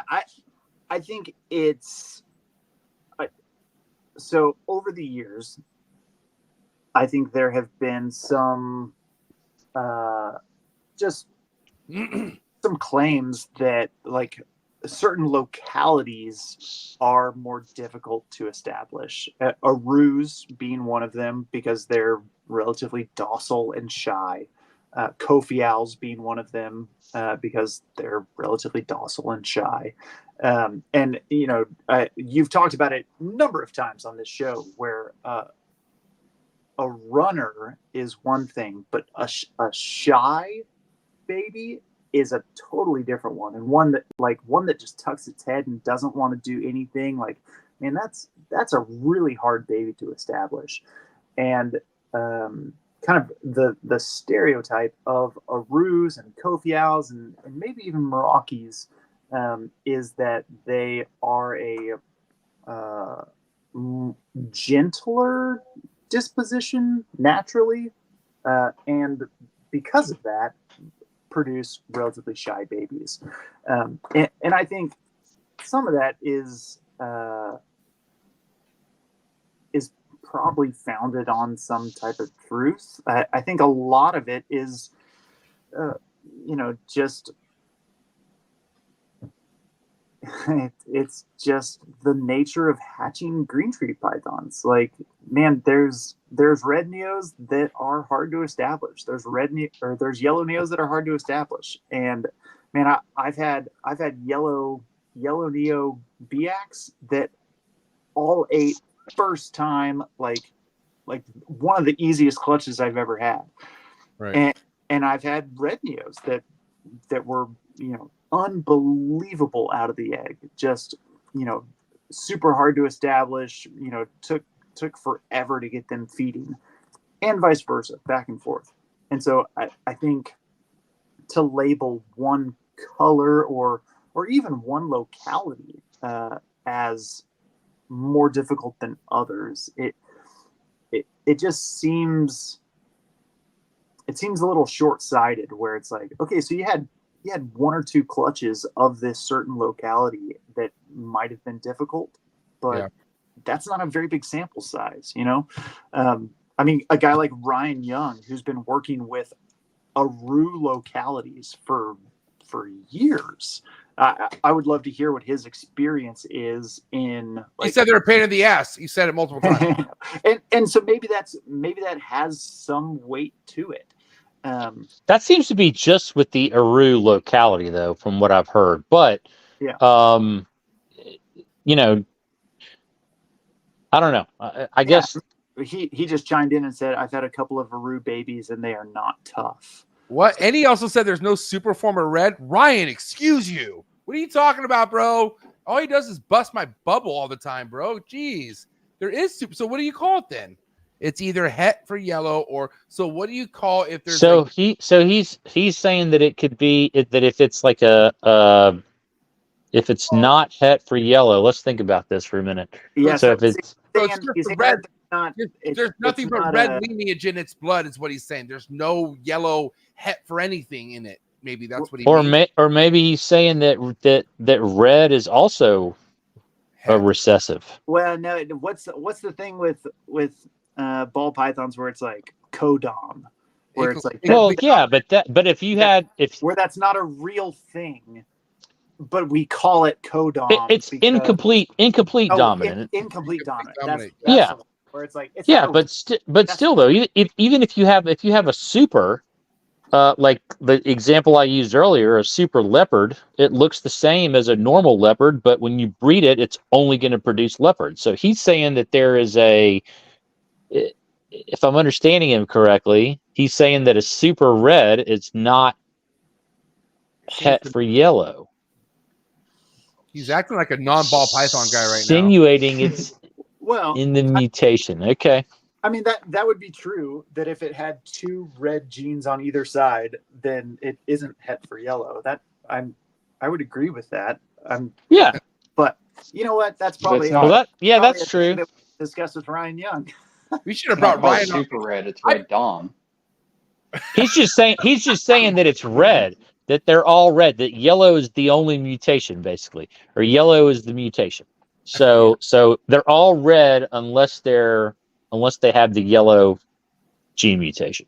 Well, and one thing that I wanted to bring up with Patrick, because he's so down with the different species of green tree pythons and subspecies and all this stuff, is there isn't a all red super dominant species of green trees. Like, all of the species are either all yellow or red and yellow. And yeah, so that kind of screws Ryan's argument up, I think. Yeah, in a sense. I don't know if it screws it up. He's basically saying ball pythons aren't real. That's what he's saying. Which, you know what? Who can say for sure? Yeah, I think he's just dying to come on the show right now, and we're not. So Ryan's whole thing is they're all on their way to being yellow, because it's an easier transition to go from yellow to green than it is from red to yellow to green. Where a red neonate that's eventually going to turn green in the wild it has to go from red to, like, it fades into yellow and then it fades into green. Where yellows have established this easier transition. Wait, say that again. So it depends on the color of the leaves it's at. Well, so a wild type red neo, right, is going to eventually be green and blue, right? Like we're not talking about designer stuff. We're talking about wild type red neos. Yes, okay, yeah. We think relatively green and blue, with some exceptions. Sure. Whatever. But so a red neo, as it transitions from red to green and blue, has to go through more, like, it is a longer, harder color change in order to get to its adult color. Where a yellow neo, going from yellow to green and blue, it is easy. We see it happen overnight with yellow neos. Where red, they kind of fade into this they go from red into this yellowish type of orange brightening, and then into green and blue. So he's just saying that, natural selection has created this thing where it's easier to go from yellow to their adult color than it is from red to go to the adult color.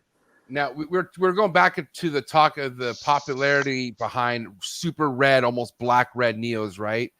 Now we all know that no neo stays black, right? Or no chondro stays black, and eventually goes a different direction. You are saying that there are some yellow stuff that you're working with that are starting to show a lot of black, right? Yeah. Do you think you could ever get to the point where this black, breeding this black back into each other over and over again, could maybe do something to the yellow look of a neo when it's because what are those neos called? What they look like? They have orange, fucking blaze. Yeah, you know what I mean? Blaze. That's crazy looking, right?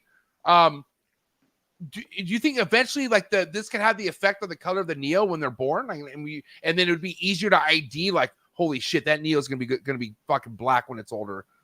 Yeah, Mark, have you ever seen any identifiers from neonates that would lead you to now, know, okay, I'm looking for that next time, or has the black like that just been totally random?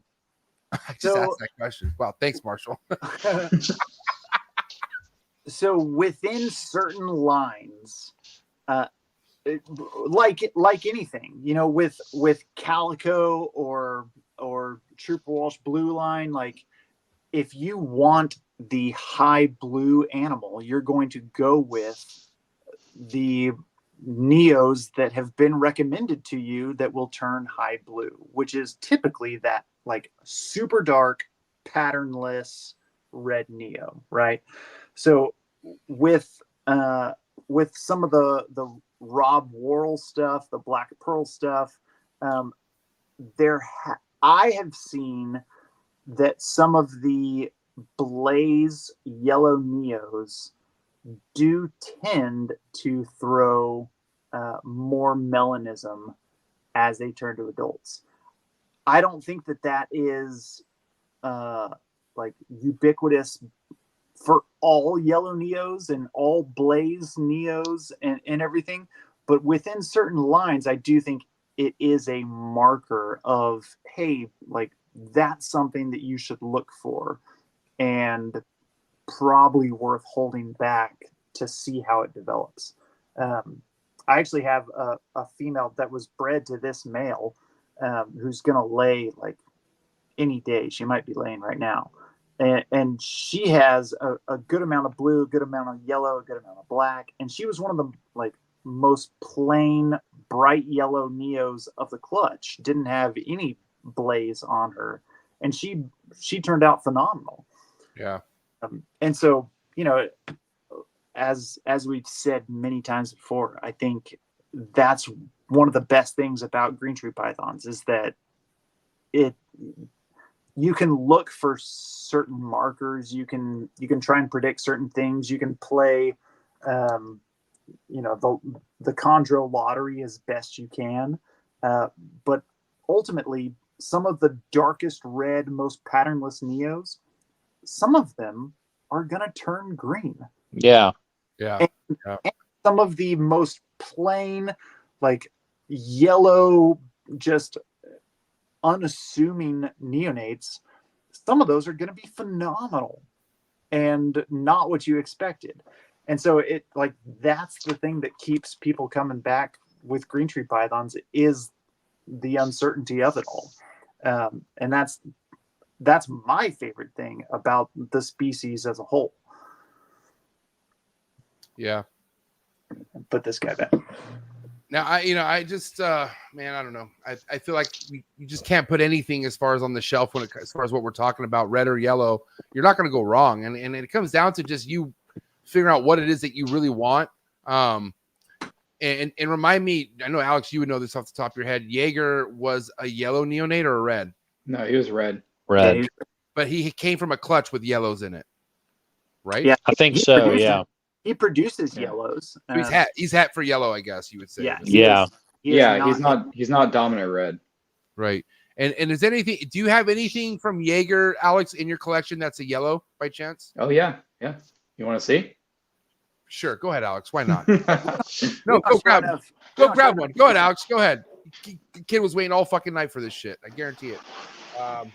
Anyways, no, because like I said, I think like red or yellow, I think it doesn't matter at this point. As long as you are doing the homework as far as where the yellow or red originated from, because I think documentation is everything now in this world. When in the chondro world, and this is a yellow neonate right here. Yeah, this is a Jaeger biscuit baby. There's a little bit. I see black on it. I see little tiny black speckles on it. Yeah, she's got black and yellow and white. Yeah, and Bill, Bill would agree that many of the yellow neos from Jaeger biscuit turned out better than the reds. Like there are a ton of yellow neos that went either high yellow or like a good amount of melanism and black on them. Nice right there. Because for whatever reason, Jaeger, it's that Van Meerop blood. That's a lot of the same stuff that Rob Worrell and John Leckie use. But that Van Meerop blood produces melanism in yellow neos. Marshall, whip out a holdback, bro. You got a yellow holdback, yellow neo holdback you can show us? No. Okay. The only yellow baby that I have in the room is the animal that Mark that we looked at earlier. Everything else has been red. That's the only yellow baby I've produced in, I don't know, years. Yeah. So the red. But you have yellow neo adults that are breeding for you though. No, just her. Just her. So you don't have a lot of yellow. You just have one. That's what I just said. Yeah, just one. No, but earlier you made it seem like you're fucking Mr. Diverse and you have all this yellow. Well, back in the day, I produced a shitload of yellow. But I'm just saying. Now, come on, bro. 2024. I'm not talking about fucking 1994. We're talking about right now, dude. You played me a little bit. You made it seem like you're Mr. Yeah, I got yellow going on right now, but you don't. You only have a yellow. I just have one. Yeah, that's it. That's crazy. How does that make you feel, Mark? Hey, when it's that potent, maybe all you need is one. I guess that's a good way. I mean, that could be a phrase. Maybe you can't afford any other yellows. Hey, Marshall, I'll sell you some more yellow Neos for $10,000 each. Oh, wow. Okay. You can make You history. do payment plans? Sure. For you, absolutely. Will you trade for ball pythons? Yeah, there you go. I got you all day. All day. Visual ultramills all day. I'll deliver them. I'll bring you a rack, everything. Some rats. I'll bring you some rats. You can get your rodent operation started. A big bin of cocoa chip. You can take it all. Who could ask for more? Okay, I have a wrap-up question. Marshall, why don't you get one ready? And Alex, please get one ready. Mark, this has been a great episode. I just want to say, first and foremost, I've had a great time. And I just love your passion with, like I said, not only with the community, but really with what you are working with. And it was really awesome. Like I said, I think you probably heard me earlier about seeing you with that vlog with Barcheck and just you kind of just showing and breaking things down. Same way you're doing right now, man. Just the same kind of passion, same kind of energy. But what's the game plan, bro? Like, what is Mark's game plan to kind of push the message behind yellow neonates into a lot of the noobs, maybe who are going in, like people who are just right away coming across designers and seeing, I need a red neo, right? What's your mission with that? How are you gonna? I don't want to say intervene, but what are you gonna do? Yeah, so I'll pull a Patrick, and here's one of the most Patrick statements of all time is, I'm gonna get to what you just asked, but I'm gonna go back. And man, I have to speak on Brian because Brian came to my house twice, and even before that, I got to meet him in Dallas. So I live like 10 minutes from Universal Rocks. And so when Brian was building Reptarium 1.0, he was coming down to Universal Rocks like all the time to get stuff and look through things and figure out how he's going to put together all the enclosures. And when he would come down, I would go meet him out at places and we would just talk reptiles. And like, I can confidently say that there is no one that I have ever met that is as like real and knowledgeable and like has literally bred it all, like kept and bred so many different species of snakes and lizards and everything. Like, you name it, you'd come up with this obscure species, and Brian would be like, "Oh yeah, I used to keep those. Like, I had a clutch of those in 2001." And you're like, "What in the world?" And so Brian came to my house twice. I got to go to the Reptarium 1.0 before he had done the 2.0 expansion. And he rolled out the red carpet for me. I didn't film anything. I didn't I didn't tell him I was gonna like, hey, could you give me the backstage pass? Like, he literally just, hey, you're in town. I'm gonna show you whatever you want. And it was just me and him through the whole thing. Like, it wasn't even open. Brian Barcheck was the real deal. In his knowledge, in his kindness, in just his love and passion for reptiles, he was the real deal. And I feel super, super lucky to have been in his path. So thank you for reminding me of that and just giving me the opportunity to speak about him, because I hope I will continue to always speak about Brian and just the impact that he's had on my life and many lives. Respect. That being said, yellow neos and where do I see them going? So I want to encourage anyone who is getting into green tree pythons to get the stuff that you like. Like, go on all the Facebook groups, go on all the Instagram pages, and find the snakes that drive you crazy. Like the ones that you just can't stop looking at. And then chase after that look. Like, regardless of how, how it started, red neo, yellow neo, whatever. Chase after that look, chase after that lineage, chase after whatever. And don't just add snakes to your collection.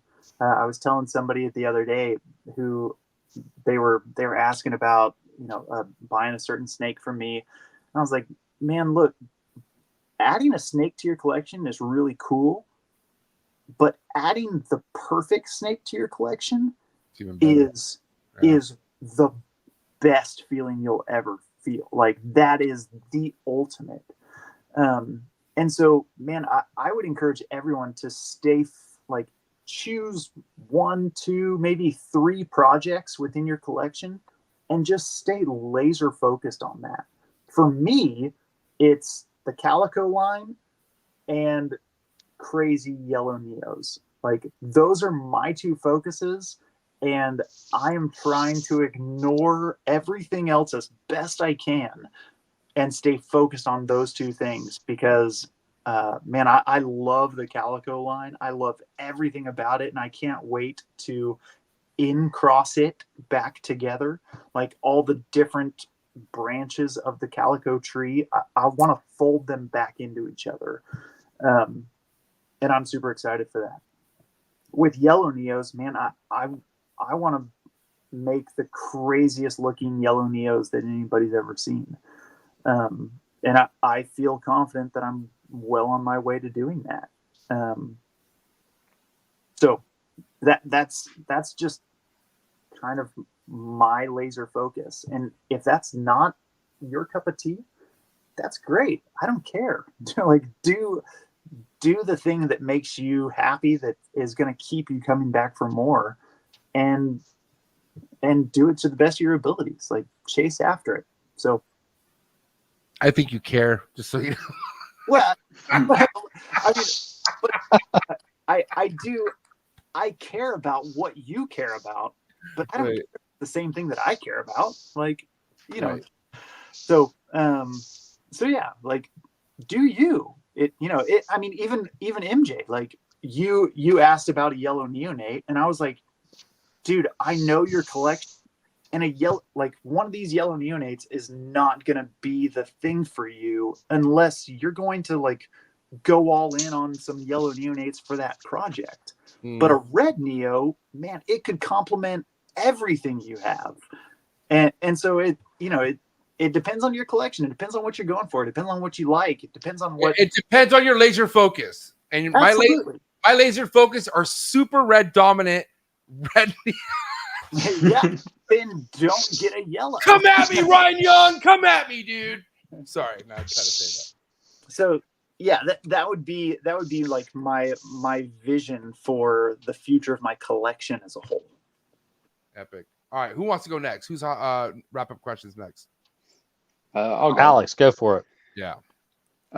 So I guess to kind of add on to your little shout out to Brian, that video that you were in, that was the video, how I found Bill, when I saw you, that was the video that got me into green trees. I saw your collection and I saw the sickness and I was like, wow, I'll never work with that, but hopefully I can try, and, so I just think it's super awesome. And then I guess another little add-on is that, I guess the past few years I've always been red. I only want reds. I want reds. But I get, it seems like the past year I've been more transitioning over into the yellows. Like they just seem to have a lot of potential, and more importantly, a lot of untapped potential. I think that there's a huge market for designer yellows that are about to come in to the hobby. And I think that you're a great ambassador for that. And I guess my question would be, what is your dream designer yellow Neo look like? Like, is it high black, high blue? What does it look like? Yeah, that's a great question. So I stand on the shoulders of a lot of people that have helped me to get to where I am, and even just the old MVF days and everything. And so, similarly to Matt Morris, I would love to see a high yellow green tree with black patterning and black, kind of the mite phase all over it. Matt's like term that he wanted to call this line of black and yellow snakes that no one has ever seen, that he has never produced, that no one has ever produced, is the yellow jackets. And so I would love to see the yellow jackets come to fruition. That would be incredible. Even for me, like this one of my yellow Neos that I brought for display, War Paint. He is a great high black animal. That's sick. And he's got some like okay blues. They used to be a lot better when he was young. And his blues have faded, but his black has stayed around. I would love to see this snake with the same amount of black, but with Aquaberry's blues, like. Yeah, that would be an amazing animal. Like black and blue, but from a yellow Neo would be insane. Kind of tip the hat to the sickness, and have that black and blue, but from a yellow neonate would be incredible. So, I think you said it really well, is that the yellow Neo potential is untapped in a lot of ways. I think Europe is doing it really well. I think Australia is doing it really well because they don't really have anything else to it's crazy. It's crazy how my Australian homies like love my BX. They're like obsessed over them, and like I love them too. But to them, it's like they would kill to have that shit, and it's like wild to think of that. You know what I mean? Yeah, well, and in Europe, the King line is predominantly yellow Neos. The Glazer line is yellow Neos, and so man, there's some stuff out there that here in the U.S., because we have so much access to the crazy red Neo designer lines, so many keepers immediately outcross into it. Where man, I feel like there's a ton of potential for a yellow Neo line to emerge in the US, and create like some amazing tricolor animals, like that yellow, blue, green that the King line is so famous for. There's a ton of potential there. Can we give most of the credit to like the reason why reds are where they're at is because of Trooper Walsh, or is that saying a little bit too much? I mean, I think so, just because, again, that was like somebody said earlier. I can't remember if it was Mark or Patrick, but, that's what he liked. And right. I mean, I think pretty sure every designer line, and not every, most can be traced back to his work. Yeah. Even before Greg Maxwell. I mean, obviously Greg Maxwell is probably the most well known because he's, wrote the book. Right. But Greg got all of his stuff from Trooper. So, I mean, Greg was basically building off Trooper's work. So yeah, I would say so. Yeah. I mean, Trooper, Greg Maxwell, Rico, like those are all dudes that were creating these incredible designer lines that predominantly came from red Neos. And And there are yellow Neo designer lines. The Lemon Tree line was yellow Neos, and its potency is that lemon tree's gone, right? There's no more lemon tree, from what I heard. No, Patrick, that's the snake that he got from Forest. Yeah, so is it has the lemon tree and the Kofi lemon tree line. Yeah, and Forgot about that. Buddy Buscemi has some lemon tree calico stuff. Wow, that's so epic. There is still some lemon tree stuff kicking around, but inevitably it will, I'm sure, get mixed into red designer blood, because that's what Americans do with our designers. Damn, so it's like Europe never had a Trooper Walsh. That's kind of what it comes down to. All right, go ahead, Marshall. What's your wrap-up question? So, Mark, you've been doing this for a while now. I'm gonna say 20-ish years, plus or minus. What was it about? I mean, obviously, you're very passionate about chondros and yellows in particular. Was there a specific animal, or was there a specific moment when you said, "All right, I'm going to focus on this. This is what I like"? And what was it that made you want to go in that direction? Was it a specific animal? Was it just the untapped potential? Because if you think of it in, not to bring up ball python stuff, but you're working with something that nobody else is. So if you get onto something with the yellows, you can pretty much name your price. You might be able to sell Neos for 10 grand. I'm not saying that's what you're doing, but it's like the exclusivity, right? Like if somebody wants a certain snake, they have to come to you to get it. So what was it that made you want to go in that direction? I guess that's the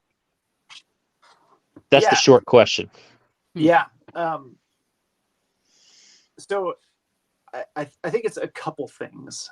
One would be a very specific snake, and it was my very first green tree python. Her name was Fiona, and she was a Meraki Biak cross that I got as a yellow Neo, and watched her go through this crazy color change where she just kept getting more and more black. And for me, that just solidified how cool the yellow Neos were. One, because man, I don't care who you are.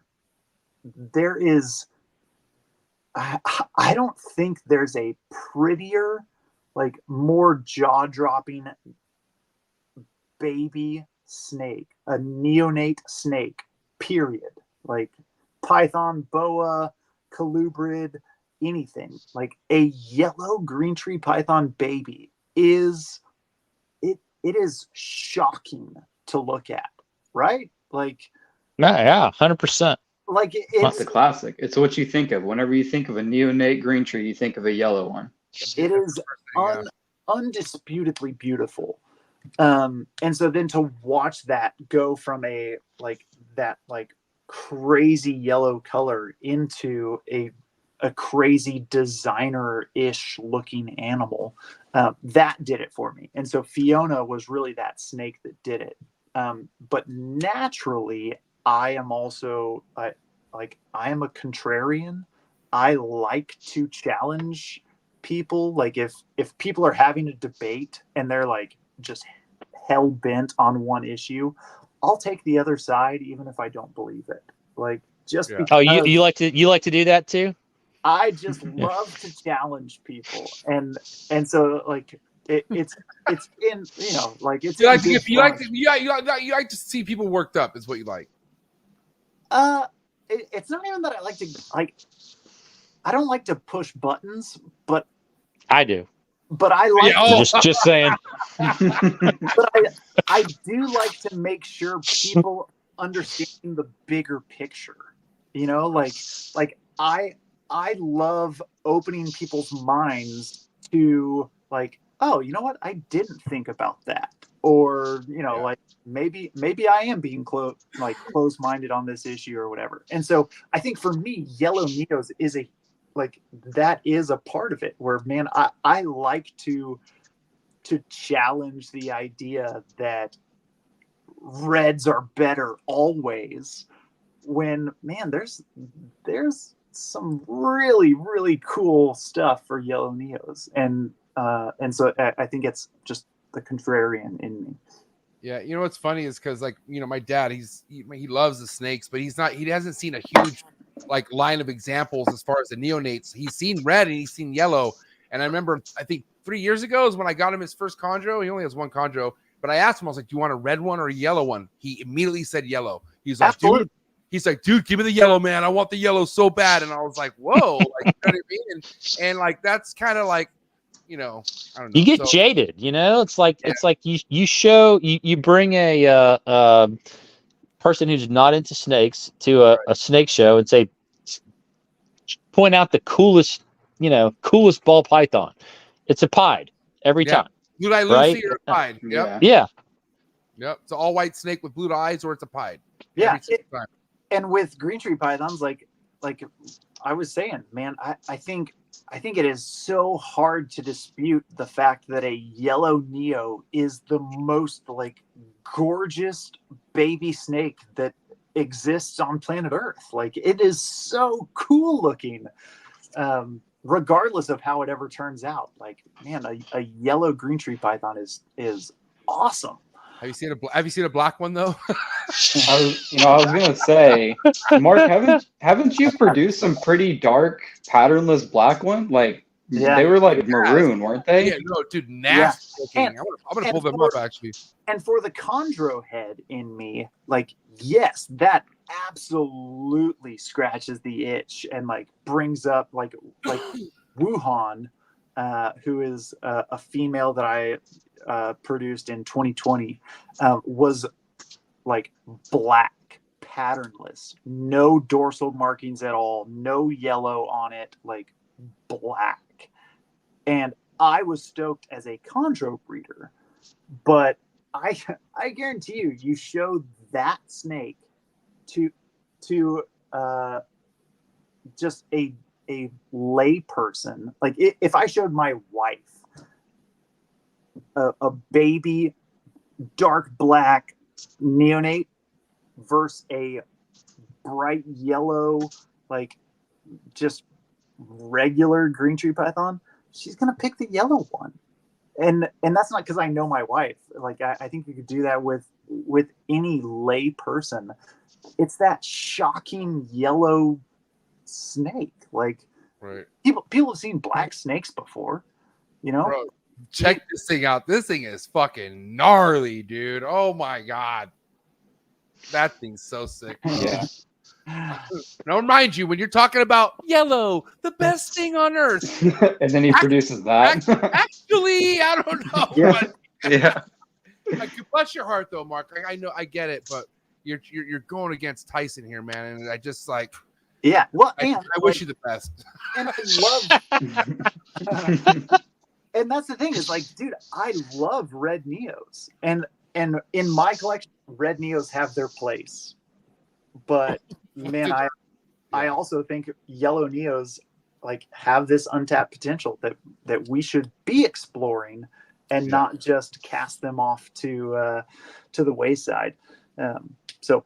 No, I'm with you with that, and I know Alex is down to explore. Probably not Marshall, but we're with you with the yellow. That's not true. That's not true. Okay, you got a yellow neo female. I have one. I'm starting her already. You need to buy another yellow. Then you need to go to Mark and get another yellow from him, and that's I'm not doing all that. But I'm just kidding. He needs to send me that female that I've been wanting for so long. God, Mark, listen. 2 hours went by too quick. I had a great time. This won't be the only time. Obviously, we love having you here at the Trap, but we had just under 100 people tapped in for tonight. So what do you have to say to all the love and support that you got in tonight's show? Yeah, dude. MJ, I can't thank you enough for everything you're doing for just the arboreal community in general. These All in the Tree Tuesdays have been phenomenal. I've listened to every single one. Like, I am on it. You remember Bill Stiegel's kitchen? You and I were eating some Tex-Mex, and we were looking at each other eye to eye, and you politely asked me to move Fat Snake Tuesdays away and replace it with Yeah. something with the, and I told you that's all. I was like, that's, and I we know, came up but- with the name right there. This name came up right there at the table. No, I swear dude. to God. No, hold on. I'm All gonna right, tell this sorry. story like I want to tell. All right. Because I was like MJ, dude, like you're over the retics. Like I know it, you know it. Everyone feels it. Like let's stop with Fat Steak Tuesdays. Like you need to do a green do Green Tree Tuesdays. Do arboreal snakes. And you're like, oh yeah, man, that would be so cool. What if I called it like, I don't know, On the Tree Tuesdays? Like you hadn't been thinking about it, or like you were like downplaying it so much, like, oh yeah, I've never thought about that before. Do you think it would work? And then like 2 weeks later, you had released episodes. I was like, dude, whatever, MJ. You've been planning this for months. So hey, kudos to you. You know what? Great minds think alike, and I appreciate you not just completely bulldozing my just epiphany of what could be with what you already had planned. Yeah. Well, I appreciate you so much, man. And like I said, you're a huge asset to everything that's going on, not only to this podcast, but just in the industry itself. Like when I have people who come to me asking me about you, it's nothing but great stuff after that. You know what I mean? And that's all we need. We need to continue to, like, once we hand someone off to someone else or whatever, we introduce, just take care of that person. And it's such an awesome thing to have friends like you to where I don't have to worry about shit. And not only that, like, it's just only going to keep that person in even deeper, you know? And that's all I want. I want to expand what we do with more people, you know, and especially getting more. My biggest thing is converting all ball python people over to here, man. If we could get more Marshall Mendez's out there in the world, we would be in a good place. You know what I'm saying? Amen. Yeah, I don't know about that, but well, in a sense, you know, just not as jaded. But thank you. But again, please, guys, shout out to the sponsor of tonight, Texas Chondros. Head over to Instagram, and you can find these links in the description below. But Texas TX Chondros on IG. You would say that's the best way to stay on top of what's going on with your productions, Mark, is IGs. You're the most consistent as far as putting stuff out, or where's the best place for people to follow you? If you want to know what's going on in the entire state of Texas, then yeah, then the IG is the place to be. If you want to know what's like just specific to me, you can message me on Instagram. I will answer every single message on the Texas Chondros Instagram account. Or you can follow the Facebook page. I do have a Facebook page, Texas Chondros. And then you can look at the projects that I have on my website, which is texaschondros.com. Epic, man. Well, what an epic episode, guys. Please do me a favor, give it up for our good friend, Mark Heger. It's a wrap, ladies and gentlemen. Nice work. Thank you guys for having me. Y'all are yeah, awesome. man, that was awesome. Get to finally chat with you. That was good. The Yellows are lucky to have you, buddy. That's all I got to say. Hey, we're all lucky to have them. Yes, that's a fact. There you go. Hey, enjoy your night, man. Go be a good dad. I love you, man. Have a good night. See ya. See you, Mark. See you later. Man, what a good episode, dude. Fucking Mark Heger. He killed it. I mean, the end got a little bit rocky because he was like, you know, he kept saying how beautiful yellow it is. And then when he said the most beautiful, like, that's when I said, hold up, rule me. Can I show you a black neonate, please? But it is all preference. It really is. And I will say it's crazy when the person that you ask who has no clue what's going on, you know, you'd be surprised how many people choose yellow over red. You know what I'm saying? So I don't know. What do you have to say, Alex, about tonight? It's a great episode. You know, as always, the In the Trees Tuesdays are always the best episodes. Yeah. This week is Bill on a different show this week? Like what's the So this is Chondro. You know, like what is it on Discovery Shark Week? This is Chondro Week. So okay. I can only do so many ball python. Like I don't have a choice. I have to do ball python episodes. Not that I'm saying I'm being forced, but in order to keep this podcast growing, I have to have a ball python episode. But god damn it, do I need a break? So I took a break this week and I said, why not have GTP Radio take over Trap Talk? So I have him and Buddy Buscemi basically coming on Trap Talk Thursday night. And I'm not gonna lie, Thursday night was the only night Buddy could do it too. So it just worked out that way. So fuck it, and Bill Stiegel, he's like, I can't do multiple shows in a week. And I'm like, all right, Bill, no problem. He's like, I'm there Thursday. But yeah, so Bill, no, he doesn't mind if Alex steps up. Honestly, I think Alex did great tonight. I don't know. What do you think, Marshall? Yeah, 100%. Yeah. Yeah, I feel like, like I'm not as knowledgeable about all this stuff, as a lot of the other people on here. And in fact, Mark would probably be very good in my place right now. He's very knowledgeable about what he does. Yeah, you're like me, man. You're learning with me. Like I'm on the same level. Yeah, that's what I was gonna say. I try to bring, like I guess a beginner aspect to the show. Like if the little knowledge I have, I try to bring, and I try to ask questions that a beginner would ask, I guess. I mean, this is the most fun I've ever had with learning in my entire life. And it sucks because learning can be fun. I don't want to be cheesy, but like as a kid, I didn't realize learning was this fun. And it is, you know what I mean?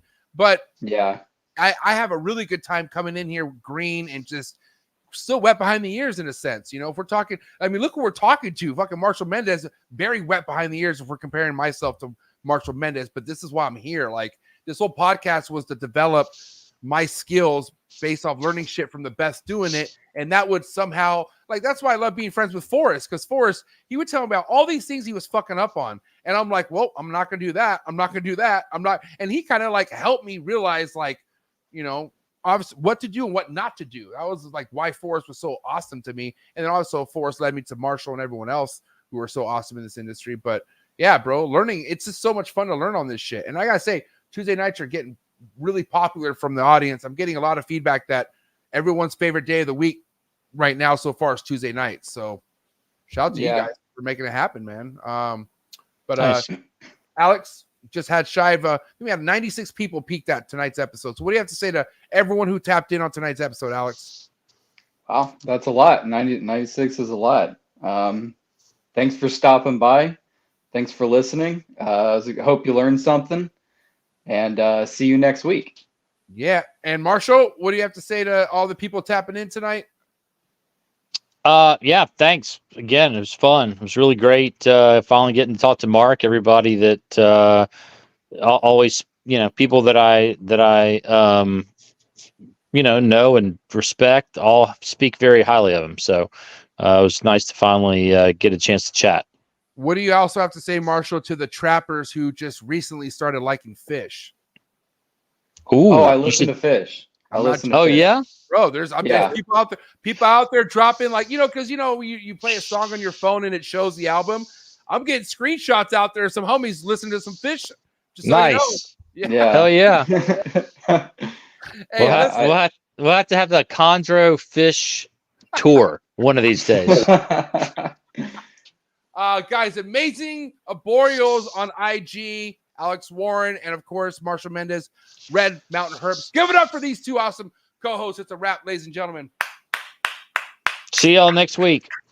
All right, have a good night, guys. Thank you, Alex. Thank you, Marshall. Peace. Man, this Tuesday night is in the books. Thank you so much for everyone who tapped in. If you enjoyed this All in the Tree Tuesday episode with Mark Heger and of course, Marshall Mendez and Alex Warren, hit that like button. It's never too late to hit the like button, hit that subscribe button, hit that notification bell, select all. You will be reminded of every single podcast I drop here. All right. Tomorrow, if you want to catch something either during work or if you're off work or whatever, but 10 a.m. International Trap Talks. I'm going to be going live. All right. If you want to catch that, Urban Constrictors. This guy produced some amazing chondros about a year ago. I think he has more stuff cooking up, but more chondro talk, ball python talk as well. So tap in tomorrow. All right. Then, of course, Thursday night, the main event's going down 6 o'clock Pacific Standard Time. So come hang out. Cannot wait to see you guys again. Thank you so much for spending your life with me. Having a great time learning with all of you. You guys are beautiful. Drop a comment in the comment section. Let me know what you like best. Don't forget about joining the Patreon family. If you want exclusive content, if you want to get tapped in with some amazing keepers, first link in the description below. Click on it. Join the Trap Talk Patreon family. Come tap into the Discord, tap into the IG group chat. Listen, all my viewers, everyone out there who supports me, I love you guys. Have a good night. I'll catch you guys here tomorrow, and I'm out. Cheers.